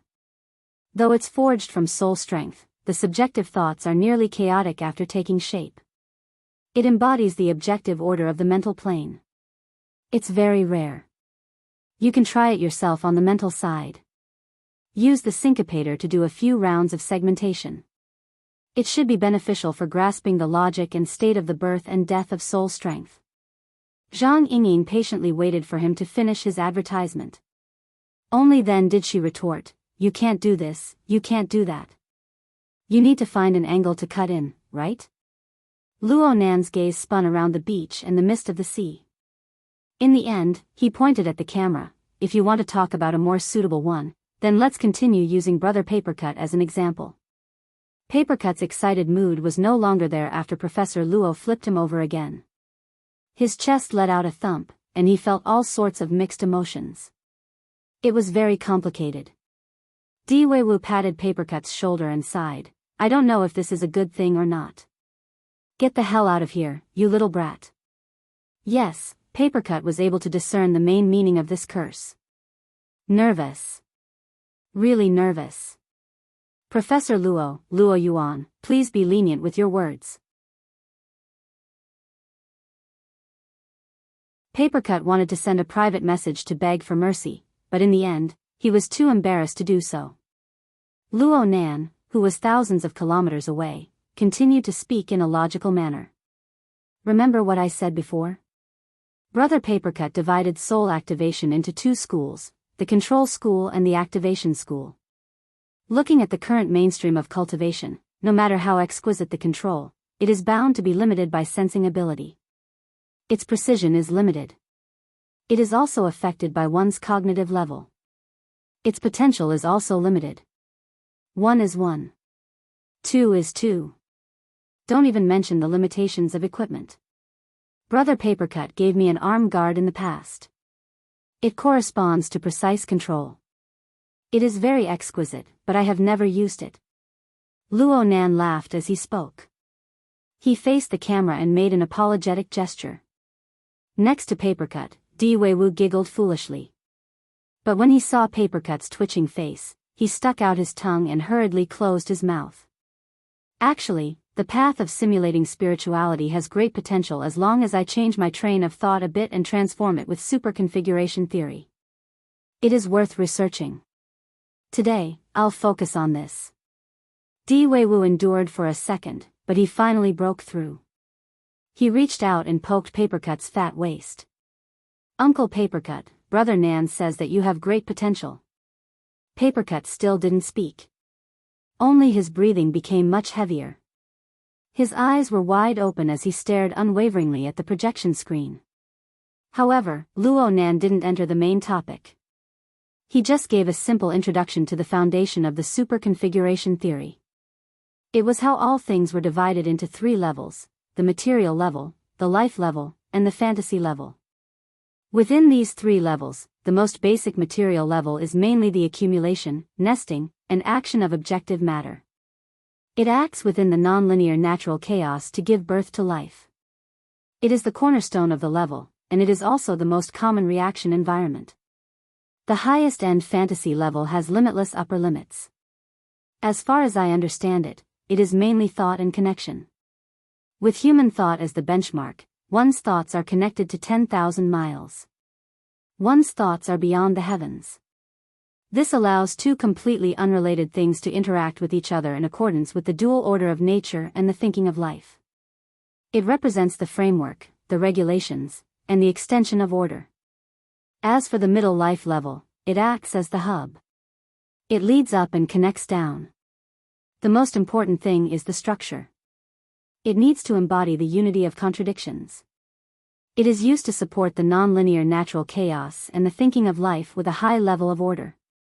It also needs to embody the general direction of life. Birth, growth, death, and destruction. Zhang Yingying promptly interrupted him. Speak human language. Speak human language.